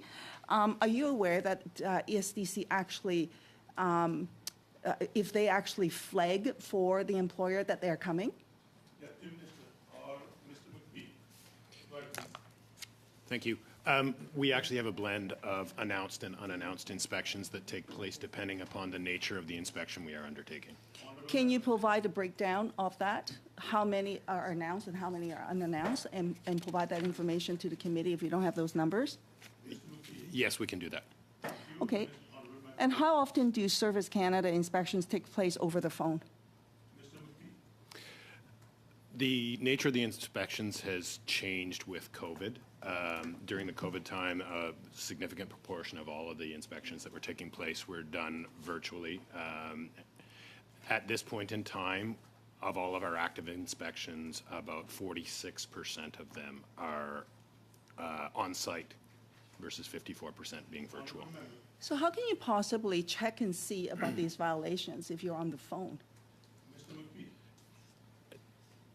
We have 28 different conditions that we inspect, and not all of those conditions require us to be on site. If we're doing a check against the documentation provided by the employer as it relates to the wages paid, we can do that virtually. Is it possible that the employer would just actually provide false information? How do you verify that? We have an opportunity to engage with the temporary foreign workers that are involved. As an example, since 2021, our inspections have resulted in us engaging either directly or indirectly about 25,000 temporary foreign workers. Thank you, Madam Kwan. Time is up, and we'll go to Mr. Redikoff for 5 minutes. Please go ahead. Thank you, Mr. Chair. Regarding the United Nations report that we've been talking about all evening, Deputy Minister, has a formal response been drafted for the Minister or our UN ambassador to respond to this report? At this stage, it really, the report is actually still a preliminary report. So the final report is expected, I believe, in July of 2024, so at which point a formal response would be drafted. But right now, what we're doing is we're taking a look at the recommendations, and we are looking at kind of some of the recommendations, some of the points that have been made. So for instance, one of the recommendations that the UN Special Rapporteur has pointed to is the fact that we need to make our open work permit for vulnerable workers more easily to navigate, easy to apply. So I think looking at simplification of some of the elements, that would be one thing that we're not waiting until the final report we're looking at now. So are you going to have a chance to give feedback to the rapporteur before he does the report, or is his report going to be without your input? We will have an opportunity. He published the interim report in August, and there will be an opportunity, and we've been working very closely with Global Affairs, our partners at ESDC, to come back to him with some of our responses to his recommendations and his findings. So we'll continue that dialogue. And are you going to be able to tame down the language on slavery, or is that going to be baked in? At the end of the day, he will own the report and have the ability to shape it as he wishes, but we will give factual information about IRCC and ESCC programs. Did he provide you with any direct evidence or any specific incidents of racism or xenophobia or anything like that, or is this all just, his commentary? Yeah.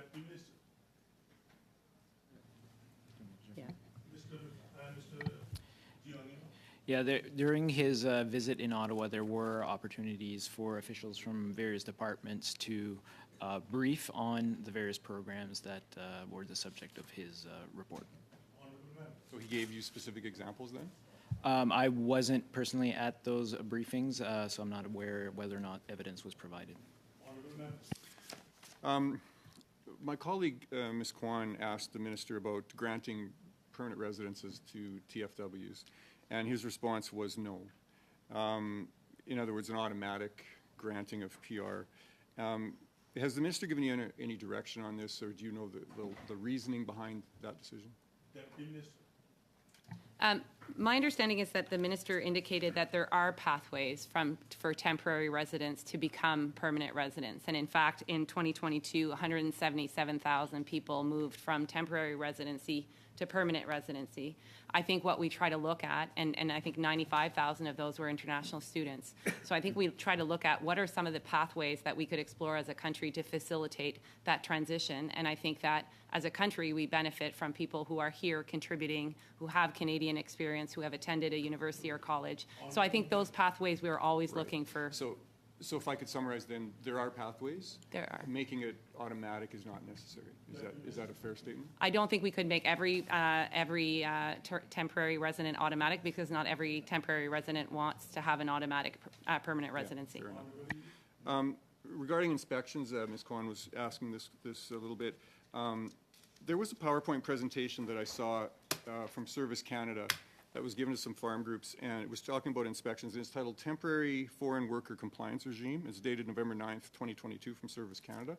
And it mentioned on page 23 that for the agriculture sector, 61% of TFW employers are fully compliant, 38% compliant with justification, and 1% non-compliant. Mr. McPhee, does that sound correct to you? Mr. McPhee. Thank you. At the point in time where that was produced, yes, that does sound accurate. Okay. 30 seconds, honorable member. Is it possible to actually table that PowerPoint presentation with the committee for use as evidence here? Mr. McPhee. Yes, we can follow up with that information. Okay, that'd be great. Now, in terms of the inspections, you said 54% are done remotely. There are, and you also said there's a number of things that you can test remotely and others that you can't. Of the ones that you can't really test remotely, are those still done remotely, or do you actually go on farm to the business to inspect those things? Mr. McPhee, 10 seconds. Yes, we are doing on-site inspections, both announced and unannounced. Thank you, honorable member. 1 second. Thank you, and we'll go to Madam Zahid for 5 minutes. Please go ahead. Thank you, Chair. Thanks to the officials for appearing before the committee.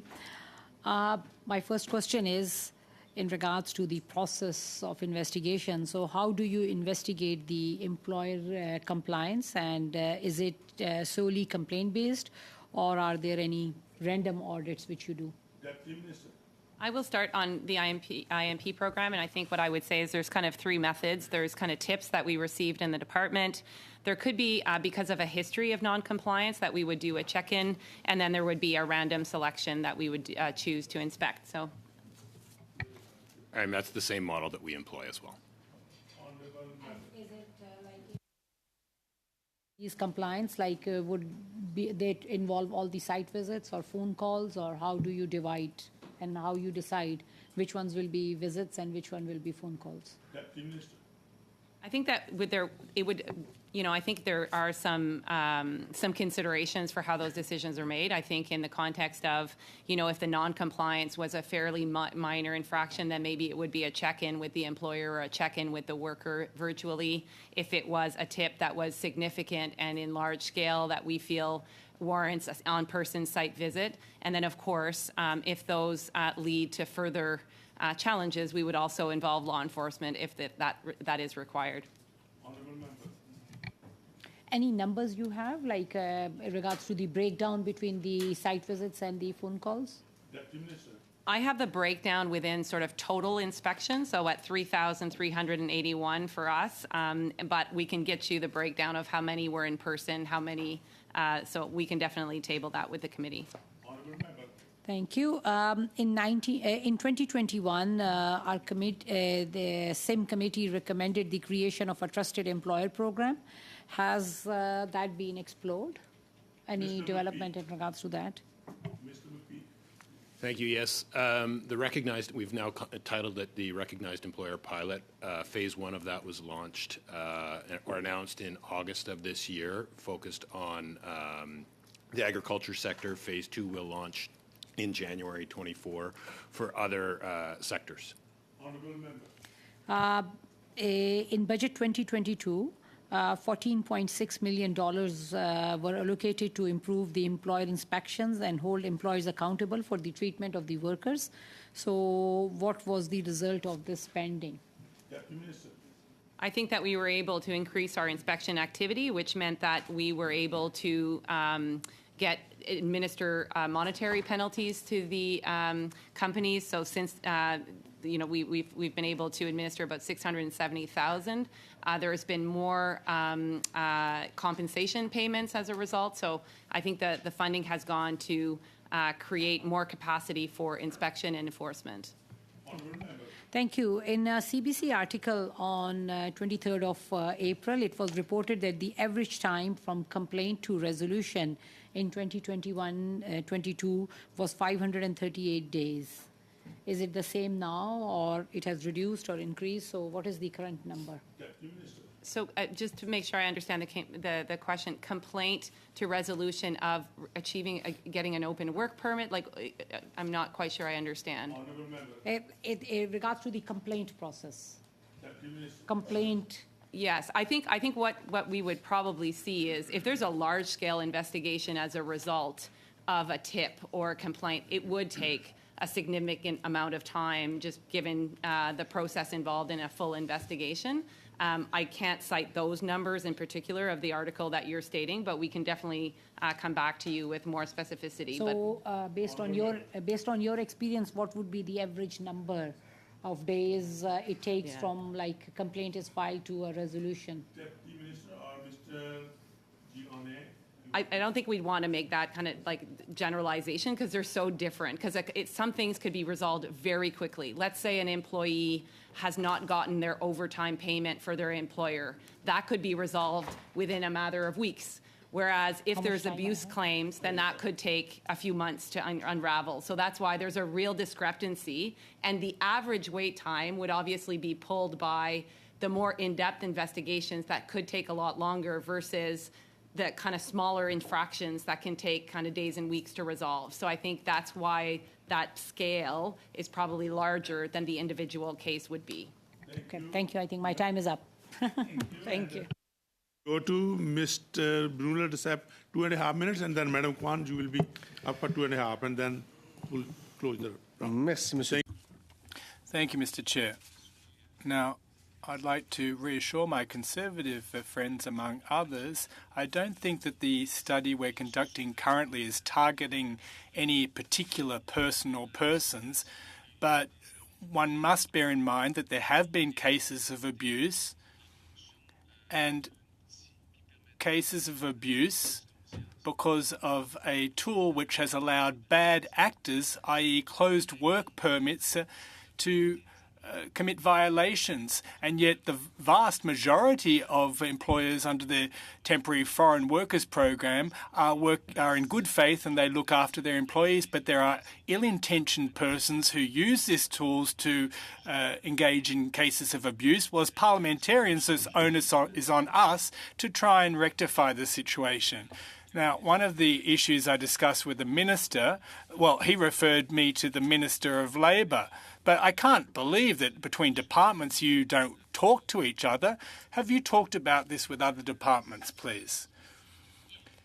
So, thank you, Mr. Chair. Thank you, Mr. Chairperson. So, now, it costs a fortune for employers to get a labour market impact assessment. Now, Quebec already has a Quebec-Canada Accord on labour. So why is it necessary, in your opinion, to get an LMIA if we already have labour market agreements in existence in Quebec? Merci. Dans le Québec. Well, in Quebec, there's co-delivery between Service Canada and the Ministry in Quebec. And we look at 6 different criteria, and the Ministry in Quebec look at 3 different criteria. And together, we determine what occurs. Well, this is duplication at the end of the day, isn't it? So does that extend the timelines and cost when there's this kind of duplication occurring?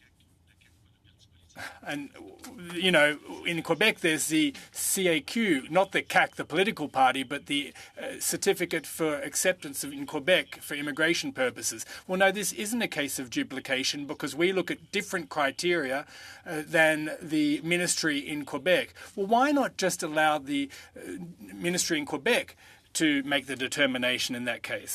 Please go ahead. Could officials provide how many on-site inspections are announced and how many are unannounced? Yes, I think we've committed at the previous question to provide this to the committee. Can we also get the information on for those that are announced, how many of them were found to have violations? And for those that are not unannounced, how many of them have been found to have violations? Could we get that stat as well? Yes, we can provide that. Can we get that from both IRCC and from the SDC? Now, one of the issues for migrant workers is language. Many of them may not speak English as well as they might otherwise need to in order to file a complaint or even to be able to communicate with officials. There's both departments, IRCC and ESDC, when you talk with migrant workers, do you offer interpretation? Honorable Deputy Minister. Yes, we do. Honorable Member. Is that the same for ESDC? Yes, and in fact, the tip line is accessible in over 200 languages. So when you speak with the individual in person, you always make sure that they know that interpretation is offered.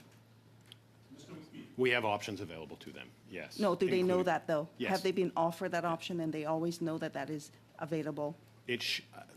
I will say it is part of what should be offered every. Well, I appreciate what should be offered then versus what is. So perhaps you can table for the committee, how often is that utilized and for interpretations to be provided for both departments?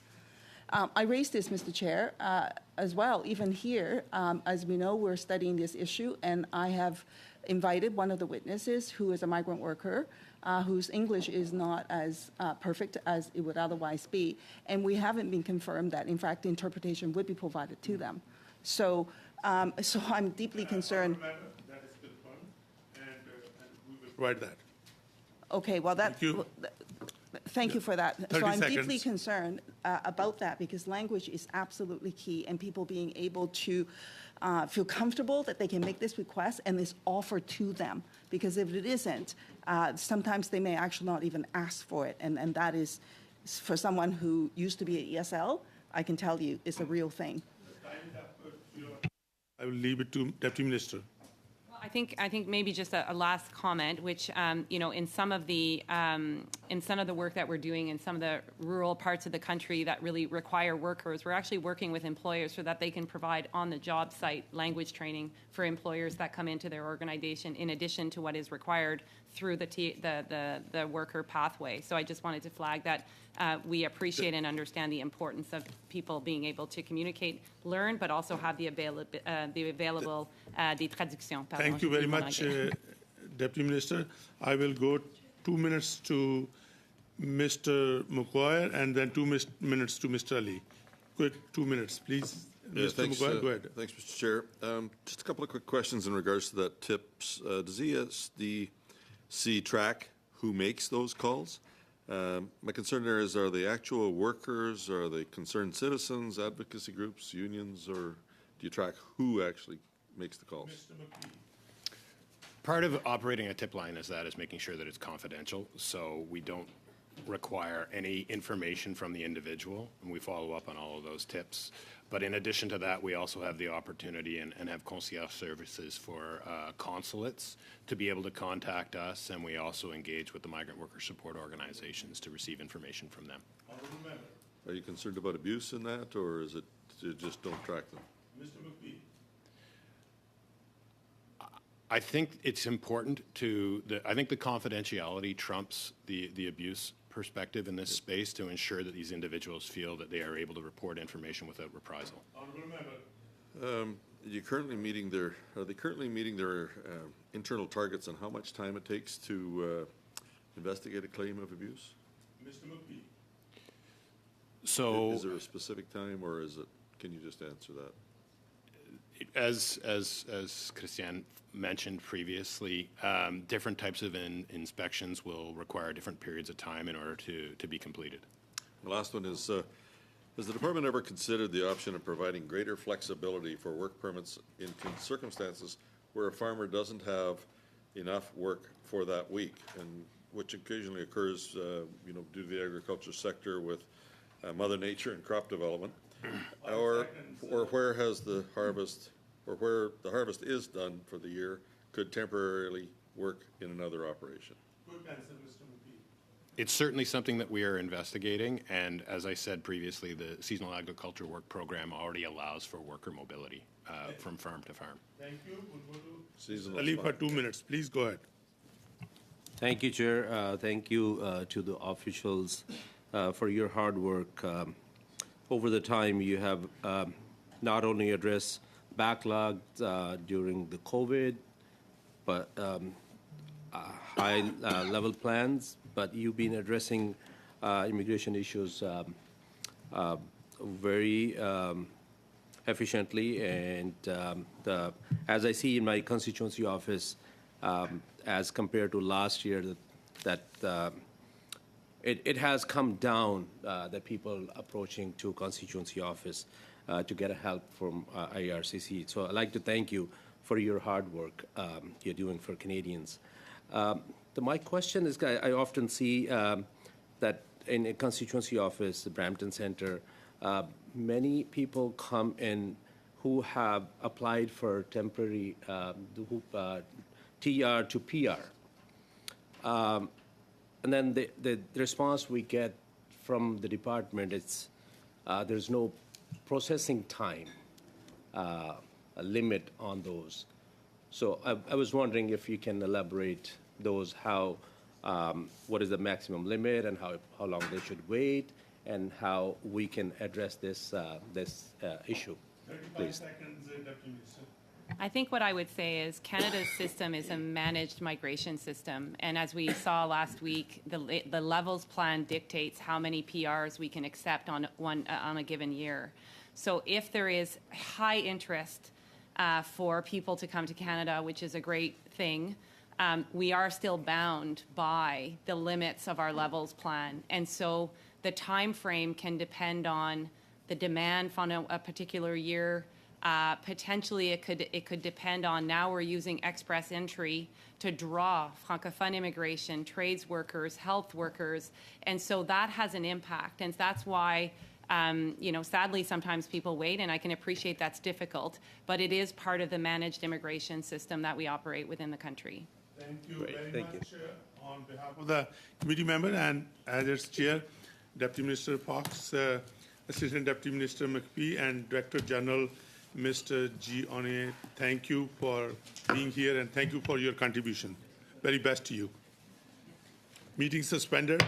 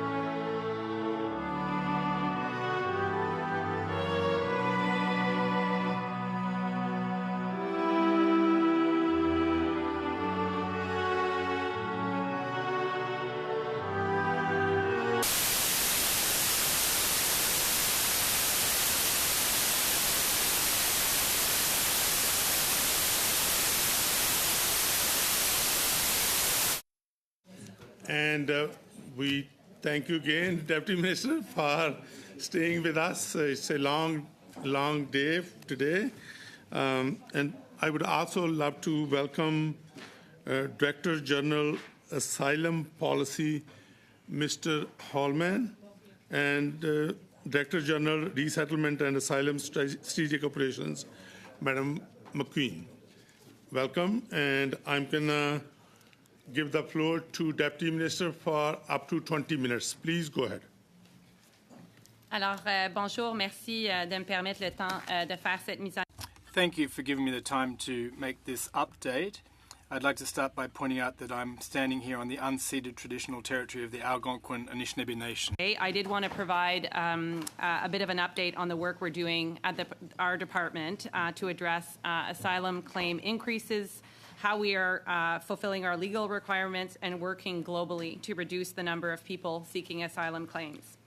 Je tiens à commencer en notant mon appréciation pour le. I'd like to start by expressing my appreciation for the work of your committee and thanking you for your recommendation. Ongoing focus on supporting newcomers. Since the committee's report and the government's response, we have expanded the application of the Safe Third Country Agreement. This has changed the context and the circumstances of our response, and we felt it was important to update the committee. Immigration is obviously an important part of Canada's economic future. Through the recent increases in immigration, we are seeking to reduce the impact of our aging population, which was highlighted in Census 2021, and we are seeking to find the skilled workers we need in Canada to support employers. We also believe that immigration is a solution and an opportunity to address the labour challenges in the construction of new homes and staffing our hospitals and long-term care facilities. Just as we are competing with other nations to attract the skilled workers we want, we are also collaborating with other countries, the UN, the IOM, and other partners on the record levels of displaced persons and refugees. The world is facing unprecedented flows of migrants and refugees, and Canada is not immune to these trends. According to the UNHCR, approximately 110 million people were forcibly displaced in 2022 as a result of persecution, conflict, and violence. So solving this challenge will require a global response. Le Canada s'est engagé par le biais de la législation. Canada is committed through domestic legislation and international conventions to providing support to people who make asylum claims. We have a duty to protect the integrity of our borders and manage resources on behalf of all Canadians. Mentioned in March of this year, Canada and the U.S. signed the expansion of the Safe Third Country Agreement to include the entire land border and internal waterways, which significantly reduced the number of people attempting to cross irregularly in Canada and make an asylum claim. Where Canada was previously seeing over 4,000 irregular border crossings per month, it has now dropped to between 50 to 100 per month. That's about 11 claims per day. As the claims have dropped significantly in irregular crossings, we have seen increases in the number of claims being made at airports. However, many of the policies put in place in recent years are helping us respond faster to the challenge of the larger number of asylum seekers. For instance, Budget 2022, the government invested $1.3 billion over 5 years to expand our capacity to be able to process 50,000 claims. We must now look at how the increased arrivals has impacted the system and work closely with our partners at CBSA and IRB on reforms. Earlier this year, the federal government also expanded the Interim Housing Assistance Program. This program was initially set up to support quarantine requirements for asylum seekers, as well as providing temporary housing. The program provides reimbursements to municipalities and provinces for housing of asylum claimants. It has provided almost $700 million between 2017 and 2022, and an additional $212 million was announced in July of this year to respond to increased pressures. And in response to urgent housing needs, the federal government has procured hotel accommodation. So this is in addition to the money that flows from IHAP, the Interim Housing Assistance Program. We have procured locations based on local needs and growing demands, and this represents about $627 million since 2017.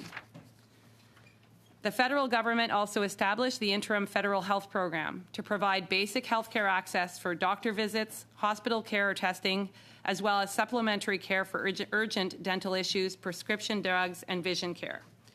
Dans le cadre de ce dossier, nous travaillons de près avec les... In this area, we are working closely with the provinces and municipalities to meet the challenges they face. We're listening to the requests of our partners, and the department is, in my opinion, demonstrating flexibility and practical solutions to the challenges presented. Municipalities have asked for assistance, we have responded, and we do expect that all jurisdictions have a role to play in these responses. As claims have increased in Ontario, and in particular the Greater Toronto Area, we have increased our engagement and our resources.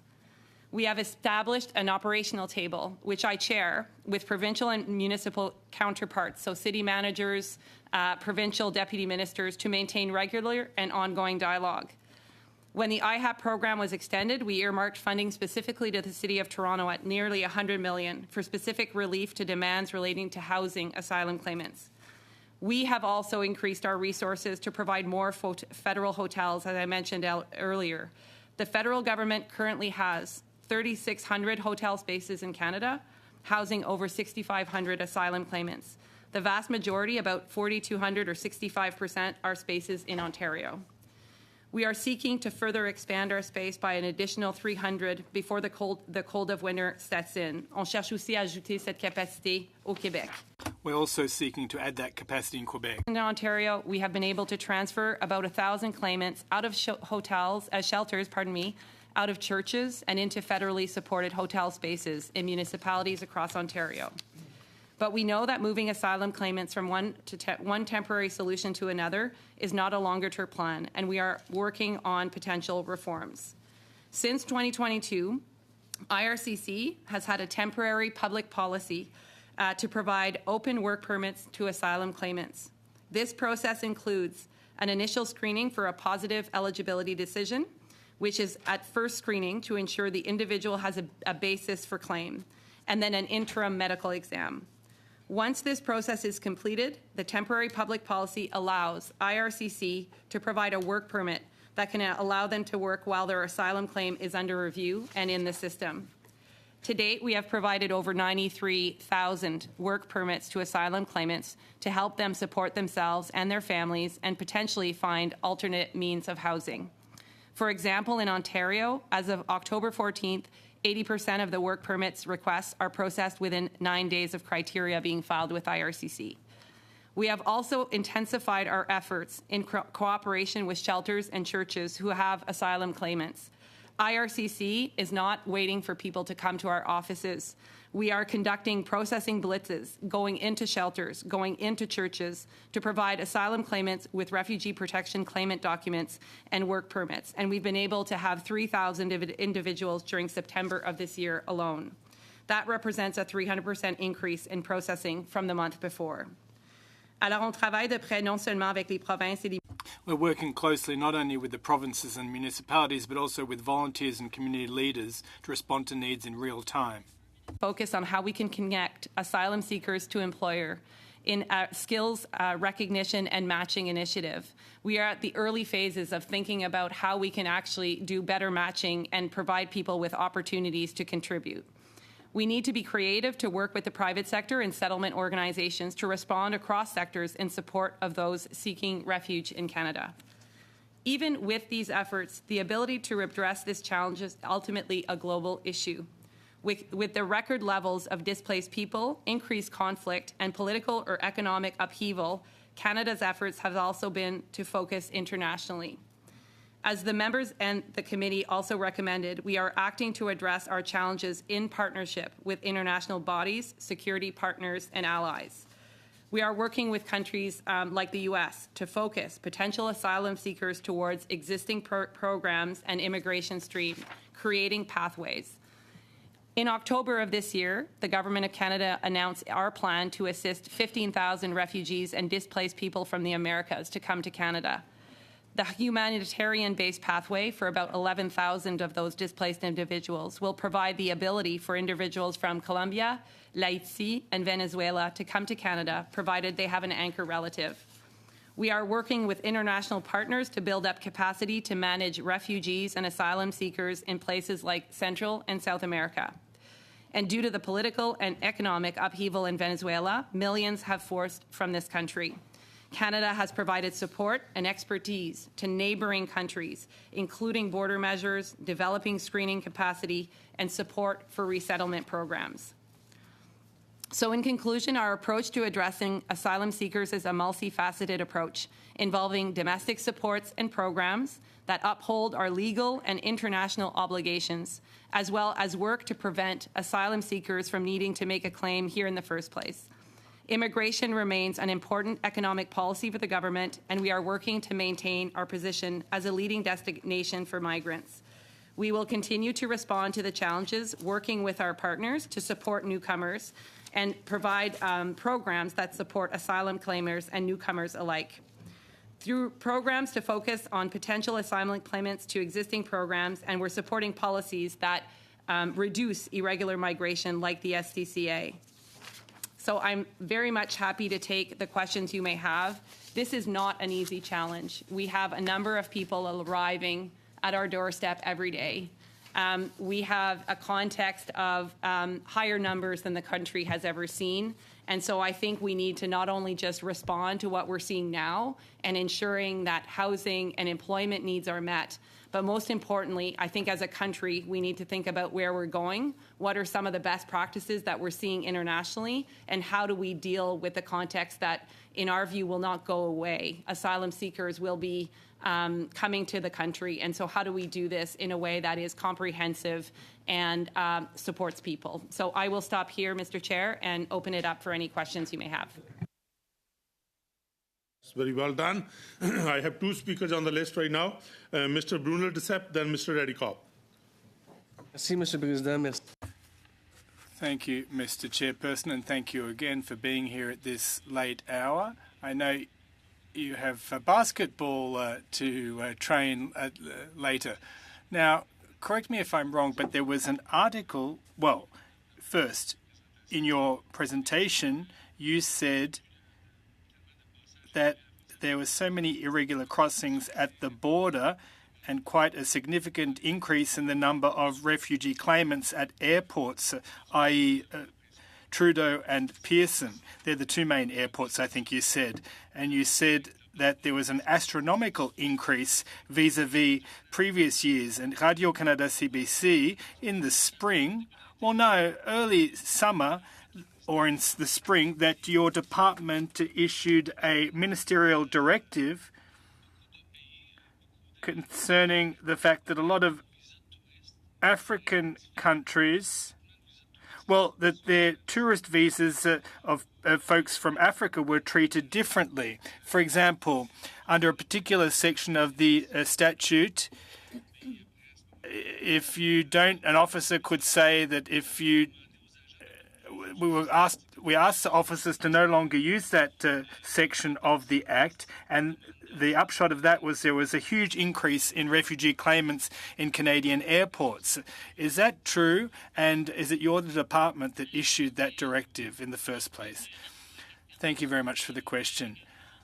The department always takes a close look at its practices, its decision-making criteria, the categories of risk that we take within our department. Now, if someone has come to Canada on a number of occasions who's always upheld the terms and conditions of their visa, well, perhaps we can be efficient in our decision-making processes by considering the level of risk in the decision-making process. Now, the department was faced with a huge backlog, and we looked at ways of processing applications more efficiently. And I don't think that we can determine that there's a correlation between the number of refugee claimants. There are regular changes made to our policies, but I don't think we can extrapolate from the data in that way. But here's what I'd tell you. It's perhaps too early in the process. There is an increase in refugee claimants across the entire globe. This isn't specific to Canada, and therefore it would suggest that it's not specific to a specific decision that was made. But we're taking a close look at the data because we are fully aware of an increase here.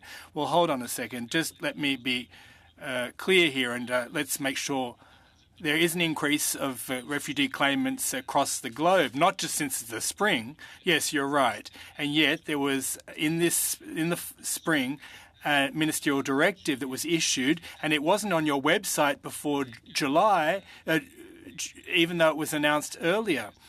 And your department took weeks before you responded to a journalist from CBC Radio Canada. And you're saying there's no correlation between this ministerial directive, the increase of refugee complainants in airports. No, I'm not saying that there's no correlation. What I'm saying is that the department makes its decisions based on public policy, the level of risk, the directives that we issue to our officers. And what I can tell you is, yes, we've seen an increase. And yes, the public policy did become more flexible. So we do need to take a longitudinal look at the data to see whether, once that public policy was instituted, how many people came to Canada, how many had previously travelled to Canada, how many filed a claim for refugee protection, and on that basis, we'll be able to have clear aggregated data.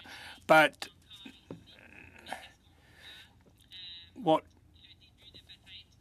are we perhaps seeing the start of an increase in refugee claims? Yes, we are. But I can't really tell you what percentage. Good question. Do I have as much time as I want, or? Minutes each to each party first. Well, it wasn't clear from the outset. I thought that it was as open season because I'm having a great conversation with the department official. Now, it's my understanding there was a public policy that was put in place in order to address the problem with backlogs. That's what you said. And so you tried to reduce the backlogs because it was causing problems. There was a new policy that was put in place to address that backlog, but the upshot of that is it increased the number of refugee claims, protection claims in airports. So that's what you're telling us. Could the department admit to this? I'm not seeing you admitting anything here, even though it seems very straightforward to me that this is the case. Well, the department is looking very closely at the data that are a direct result of this public policy. This public policy was taken. It was a decision that was apparently data-based in the first place. So it's not just on the basis of a backlog that this policy was implemented. As an organisation, we have our processing times that need to be acceptable for those who wish to come to Canada. And we're always looking at fast-tracking our decision-making processes within the department.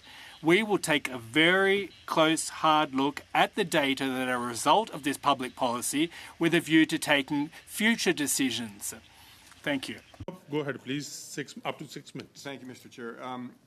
I want to focus, you talked about hotels and the money that's being spent on that. There was a order paper question about the Ramada Hotel in Cornwall, Ontario. I'm sure it's a very nice place. The contract was given was $10,479,000, which works out to $63,000 a day, or about $560 per hotel room to provide food, accommodations, and other services. Does that seem like an exorbitant cost to you? Honourable Deputy Minister. So I think that when we have contracts, obviously we do competitive bids for our contracts. We work very closely with PSPC, and I think it's not just the room itself, but there are kind of services at the hotel as well. You mentioned food services. There will be, I visited some of the hotels in Atlantic Canada. There would be at times a nurse and a health professional. There could be security. So it's not just the cost of the hotel. Honourable Member.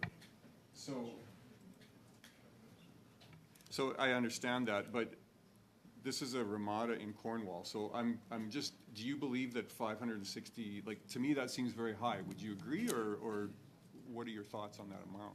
Deputy Minister. I think that what I would say is, again, we have a competitive process to get value for money for the contracts that we award. Those contracts are not just for the hotel room. They have built-in supports in them. And so I would, that's what I would state as the answer. Honourable member. So if there's no proper competition in a particular place, you just have to pay whatever they ask? There's no upper limit? There's no logic put to that? How does that work? Deputy Minister. I think that I think in the Cornwall context, there are other locations that we're using. We're using the Dev Center. We used other hotels in Cornwall. So I think we're always looking at sort of maximizing. And we're also conscious of the fact that municipalities and settlement organizations in those municipalities can sometimes feel overwhelmed if they have a large number of asylum seekers that arrive in their community. So I think sometimes we try not only to take into account the availability of hotels, but also how we can work with municipalities across Ontario to look at distribution. Honourable member. And that's how we end up with $500 hotel rooms. I want to talk about our leader, Pierre Poilievre, had called, I believe it was in February of this year, for a closure of Roxham Road. At that time, there was a lot of responses that it can't be done, it's going to cause chaos, we just can't do this. There were this is in the House of Commons. There were many comments back and forth from the Liberal government saying we couldn't do this. In fact, that agreement was already signed and it was already put to bed it was going to happen. So can you comment on the chaos that did ensue at the border after that Roxham Road was closed on March 25th? Deputy Minister. I think that what I can comment on, when the decision and the announcement was made and the agreement was concluded, we saw very quickly the numbers decrease. So I think on the day of the announcement, we still had about 200. The next day was about 80. The day after that was about 25. So I think that the numbers of arrivals changed quite dramatically at the signing of the agreement. Honourable member. And as was predicted by the opposition to Pierre Poilievre's response, there was additional chaos and all kinds of people crossing at various spots all across the country after that time? Deputy Minister. No, the irregular arrivals have not seen an increased rise. So we're not necessarily seeing, an Emerson crossing in Manitoba. We're not seeing numbers. I think what we're seeing as an increase now is rather than claims being made through Roxham Road through irregular crossings, we're seeing now more claims being made at airports and at inland offices. So IRCC offices across the country, that's where claims are being made versus being made irregularly. Honourable member. So the claim that there would be chaos at the borders hasn't proven itself to be true then? Deputy Minister. So I think what we're seeing is, just a yes or no is fine. it's a little bit hard as a yes or no answer. So Well, at the border is very large. So I think Is there chaos on the border?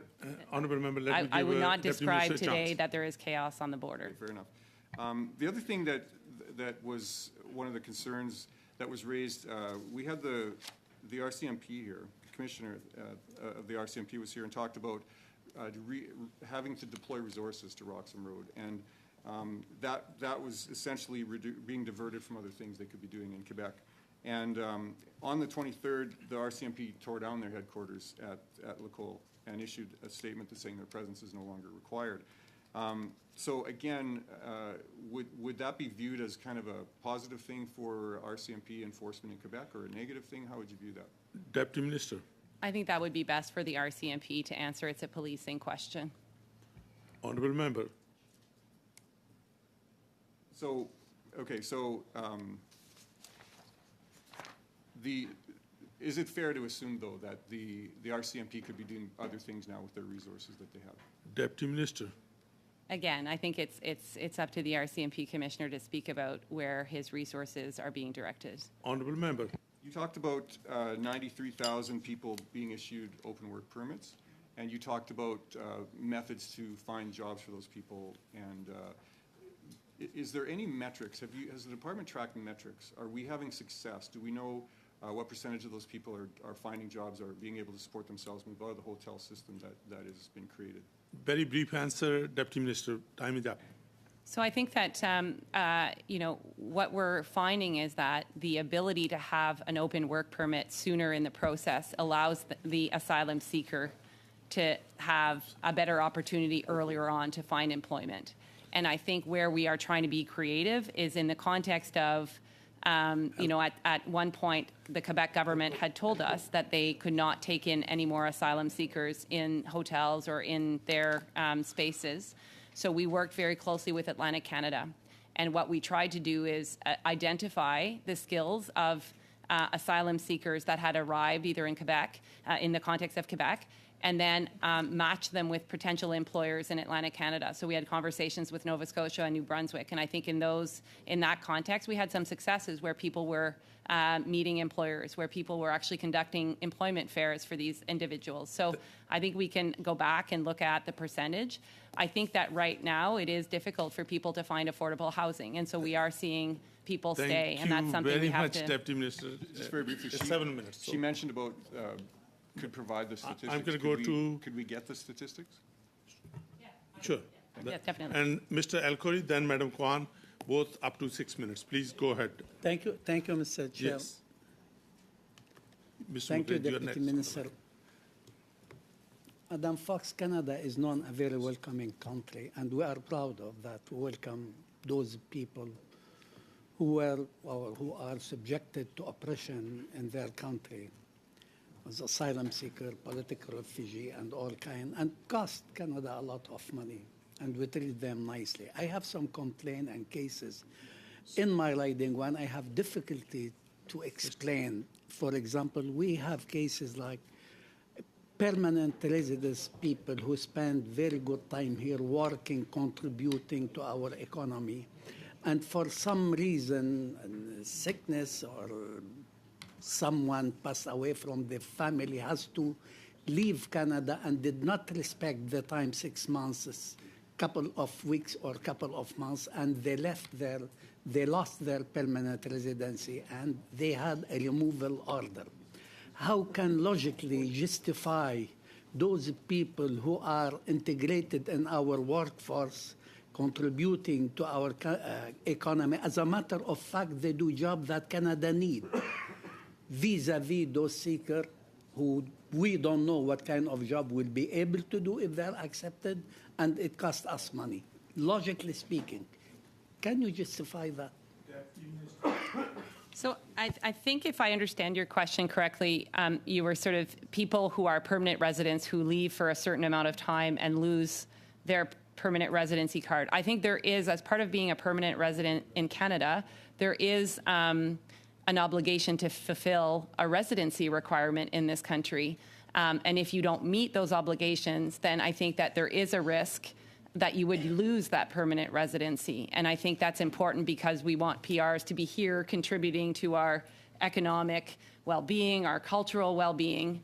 But I would say that there is a recourse mechanism that if someone wanted to either dispute a fact that they did maintain residence, or they've got a good reason. And during COVID, there were decisions made where people had to go back to their home country for a period of time, and then because of border closures, I think there are some flexibilities in the system and an opportunity for recourse if someone gets a decision that is maybe unfavorable to their PR. So, but there is a requirement as a permanent resident in Canada to live in Canada for a particular amount of time to keep your status as a permanent resident. Honourable member. I could tell you, Deputy Minister, that I have a case when a woman for 3 days, because of difficulty in the airplane ticket, they had a removal order. And it puzzled me. Another question, please. If a asylum seeker come to Canada and from his arrival he proved that he has all the qualification as a professional or any skilled worker, and he could be in a job where Canada needed to be, is it possible to speed up his path for permanent residency? Is there any special consideration for such cases? Deputy Minister.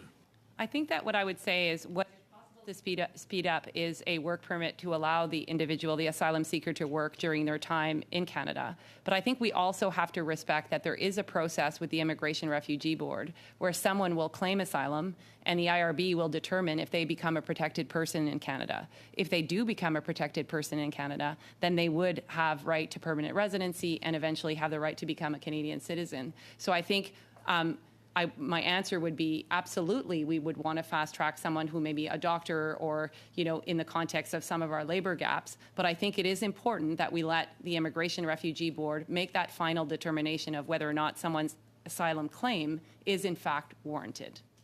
Honourable Member. A couple of cases happen on my riding, Madam Fox, that a family come ask for political refugee or asylum seeker, I don't understand. And the kids were 3-4 years. And the process takes 3 to 4 years in order to get the final decision.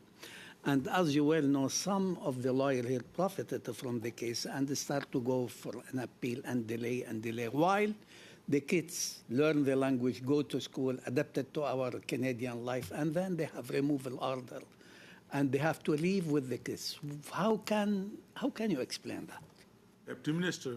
So I think what I would say is I think we do need to think about our process in Canada and look at our asylum system from all the pieces that are involved. And that's not just IRCC, and it's not just the IRB, and it's not CBSA. It's everybody and how we can have a fair and efficient decision-making system. Because I do think that asylum seekers that come to Canada seeking asylum should get a fair and fast decision. And if that is delayed over kind of a long period of time and there's not efficiency in the system, then absolutely it can lead to people have been here for 3 years, 4 years, they may have had a child here, and it increases the complexity. So I think our team at IRCC is looking at asylum reform. And what I was talking about is we have a situation now where we have an influx of people coming to the country, and I think we need to take a very human approach to providing them with supports. And at the same time, we have to think about what are the reforms to the system that are required in order to have a more efficient system for decision making. Thank you very much. We'll go to Madam Kwan for up to 6 minutes, please. Thank you very much. Could the deputy provide to the committee, since the Syrian Refugee Initiative, where Canada housed asylum seekers when they arrived here, or refugees, government-assisted refugees, in hotels, to break down the cost of the hotels with the respective streams, so GARs and inland asylum seekers, broken down by year in the province, and how many rooms were being provided with that cost, and the services provided. If we could get that information for the committee, that would be very helpful. And just to clarify, like for asylum seekers and government-assisted refugees. Okay, thank you. Yes. Madam Kwan. Now, in the situation in Toronto, I was just there recently and went and visited an NGO who was providing shelter to asylum seekers. The vast majority of the space there are, in fact, women who are escaping persecution of one form or another. The government over the course of the summer had made an announcement that they would actually provide $97 million to Toronto. Has that money flowed? Deputy Minister. So 2 things. First, the way the interim housing assistance program works, it's kind of the money is earmarked to the City of Toronto, and it's based on a repayment process that would be done at the end of a fiscal year. However, given the pressures, what we've done now is we have an ability to do interim payments for some of the municipalities that may need a bit of a financial boost and not wait until the end of the year. In my conversations with the city manager, I think just being aware that there was a commitment of $97 million at the time of our conversation around this was probably around September. They had indicated to me that they probably would not necessarily require an interim payment, but we are going to meet with all municipalities that have pressures around interim housing to see if we can give a bit of an increased payment, let's say in December, prior to the full payment that would be done at the end of March 2024. Honourable Member. When you say the increased payment is not to go above and beyond the $97 million, is within the $97 million envelope. $97 million is dedicated to Toronto, but we have $212 million as an envelope. So, for instance, I've been having conversations with Ottawa, who will also be requiring a payment under the IHAP program. Right, so then that would be applying to other municipalities. Deputy 212 would apply to other municipalities minus the 97 million for Toronto. Honourable Now, member. in talking with NGOs on the ground, they're desperate for additional resources. How could they get access to resources to house people? There are NGOs who could actually allow for more beds to be made available if they have the financial resources to do so, but they can't access that money. So, Deputy Minister. So my question is, how can they access the money? So I would say two things. I think what's important, and I've been working with some of the Black leaders who have stepped up in the GTA. I met with some of them in person and to talk a little bit about how we can support. And I think that one of the things that we have done is for people who are in either a municipal shelter or in a church, for instance, every single weekend, we have a plan, and every day, frankly, of moving people who are assignment claimants who find themselves in churches into our hotels so that we can be a direct support. The city's aware that we're doing that. But I think it is the city who has to designate who is a shelter and who is not to make sure that the right conditions are in place to protect people. But we are working directly with community leaders in the course of our decision-making and our actions. Honourable member. One of the issues, of course, is that we're doing shelters, and as you indicated, doing shelters, moving people from one temporary space to another temporary space is not the long-term solution. And I want to just plug this for the officials to consider. Previously, under the Syrian refugee initiatives, we actually studied the issue afterwards, and experts actually said to the government, what you should really be doing is building permanent spaces so that you're not constantly paying to hotels, that you cannot keep the asset for future uses. And we know that there's a global crisis going on. You know that this is going to be utilized. And even if it doesn't, you can use it for domestic individuals. Is that under consideration by the government? Deputy Minister. Yes, it is. Honourable All right. member. I hope it materializes quickly because it's a smart way to actually spend the money. I want to actually turn to for a minute on the Rainbow Railway program, to which the government actually made a special announcement for particularly the LGBTQ2+ community. I have somebody in my constituent who's come to Canada under that program, which is great. But because they've identified from the LGBTQ2+ community, their family members are being persecuted and are being harassed and threatened. And so they're desperate to find a way to bring their mother, their sister, and the brother to safety, who are faced with severe threats. What options is available to a family like that? Deputy Minister.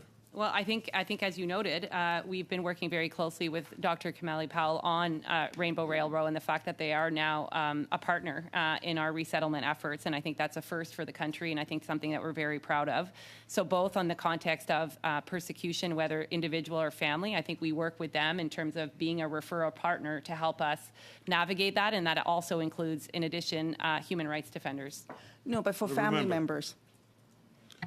Yeah, I think we would work with Rainbow Railroad to determine their list of at-risk individuals. And right now, I would say the focus is on the individuals themselves who are identified as LGBTQ2+. We'll have to this is a settlement question, not an asylum one. So I'll have to go back to the team and say, what are the parameters of the agreement with Rainbow Railroad? How do we deal with the context of family? But I would say the priority is really for those who are in direct Thank you, Madam persecution. Kwan and Madam Can I just Madam Fox. can I just ask if I can actually pass this information on to the family, to the officials to look into? Because the family members are under threat because their son, in this instance, is a member of the LGBTQ2+ community, and they are actually being actively persecuted and under threat. Thank you, Madam Kwan. The last short question and a short answer, please. I will give the floor to Mr. McLean. Short question, please. Can we get a quick answer to Ms. Kwan's question from the Deputy Minister, please? Yeah, so I can absolutely take on and take a look at the case. I cannot make guarantees that we will bring the families over, but I will definitely look into the case. Thank you. Thank you. And I'm Mr. sorry McLean. I have to be so short here, but you've gone through a lot of numbers here. $700 million over the last 5 years, an extra $212 million this year, which includes $97 million in Toronto, $627 million more for hotel rooms. So we're talking about billions of dollars here. And yet you're overseeing a department who, as I recall last week, your budget's actually going to go down next year. And yet it seems your demands are going to be going up. Deputy Minister. With this program. So how do you reconcile that as far as being able to serve this growing expense without putting that in the budget? Or is the budget exercise a bit of a sham at this point in time, if I may say that. Thank you. Deputy Minister, floor I think yours. that what I would say is the department, through our levels plan, got funding for the work that we are doing, and that funding will be to operate all of our lines of business. And what I would say is, as we think about asylum reform, I think we need to look at the system as a whole, and that's not just IRCC, and where funding is required. And I think that there are mechanisms by which fundings can be requested, including the budget cycle. But I think these are decisions that the government will need to make around, the very important priorities that it has. Just Deputy to Minister follow up Fox, here, Mr. and thank you, Mr. Holman and Madam McQueen. It doesn't reconcile that needs are going up and your budget is going down. That's what I'm trying to get to the bottom of here. Can you please tell me how that actually works, where you're going to need more money and yet your budget shows you're going to get less money? We don't have resources after 7, so if you can answer that question in writing, I would really appreciate. And also on the behalf of committee members and myself, I would love to thank the interpreters, of course, the clerk, analysis, and the support staff for helping us. Again, thank you. Very best to you, and meeting adjourned.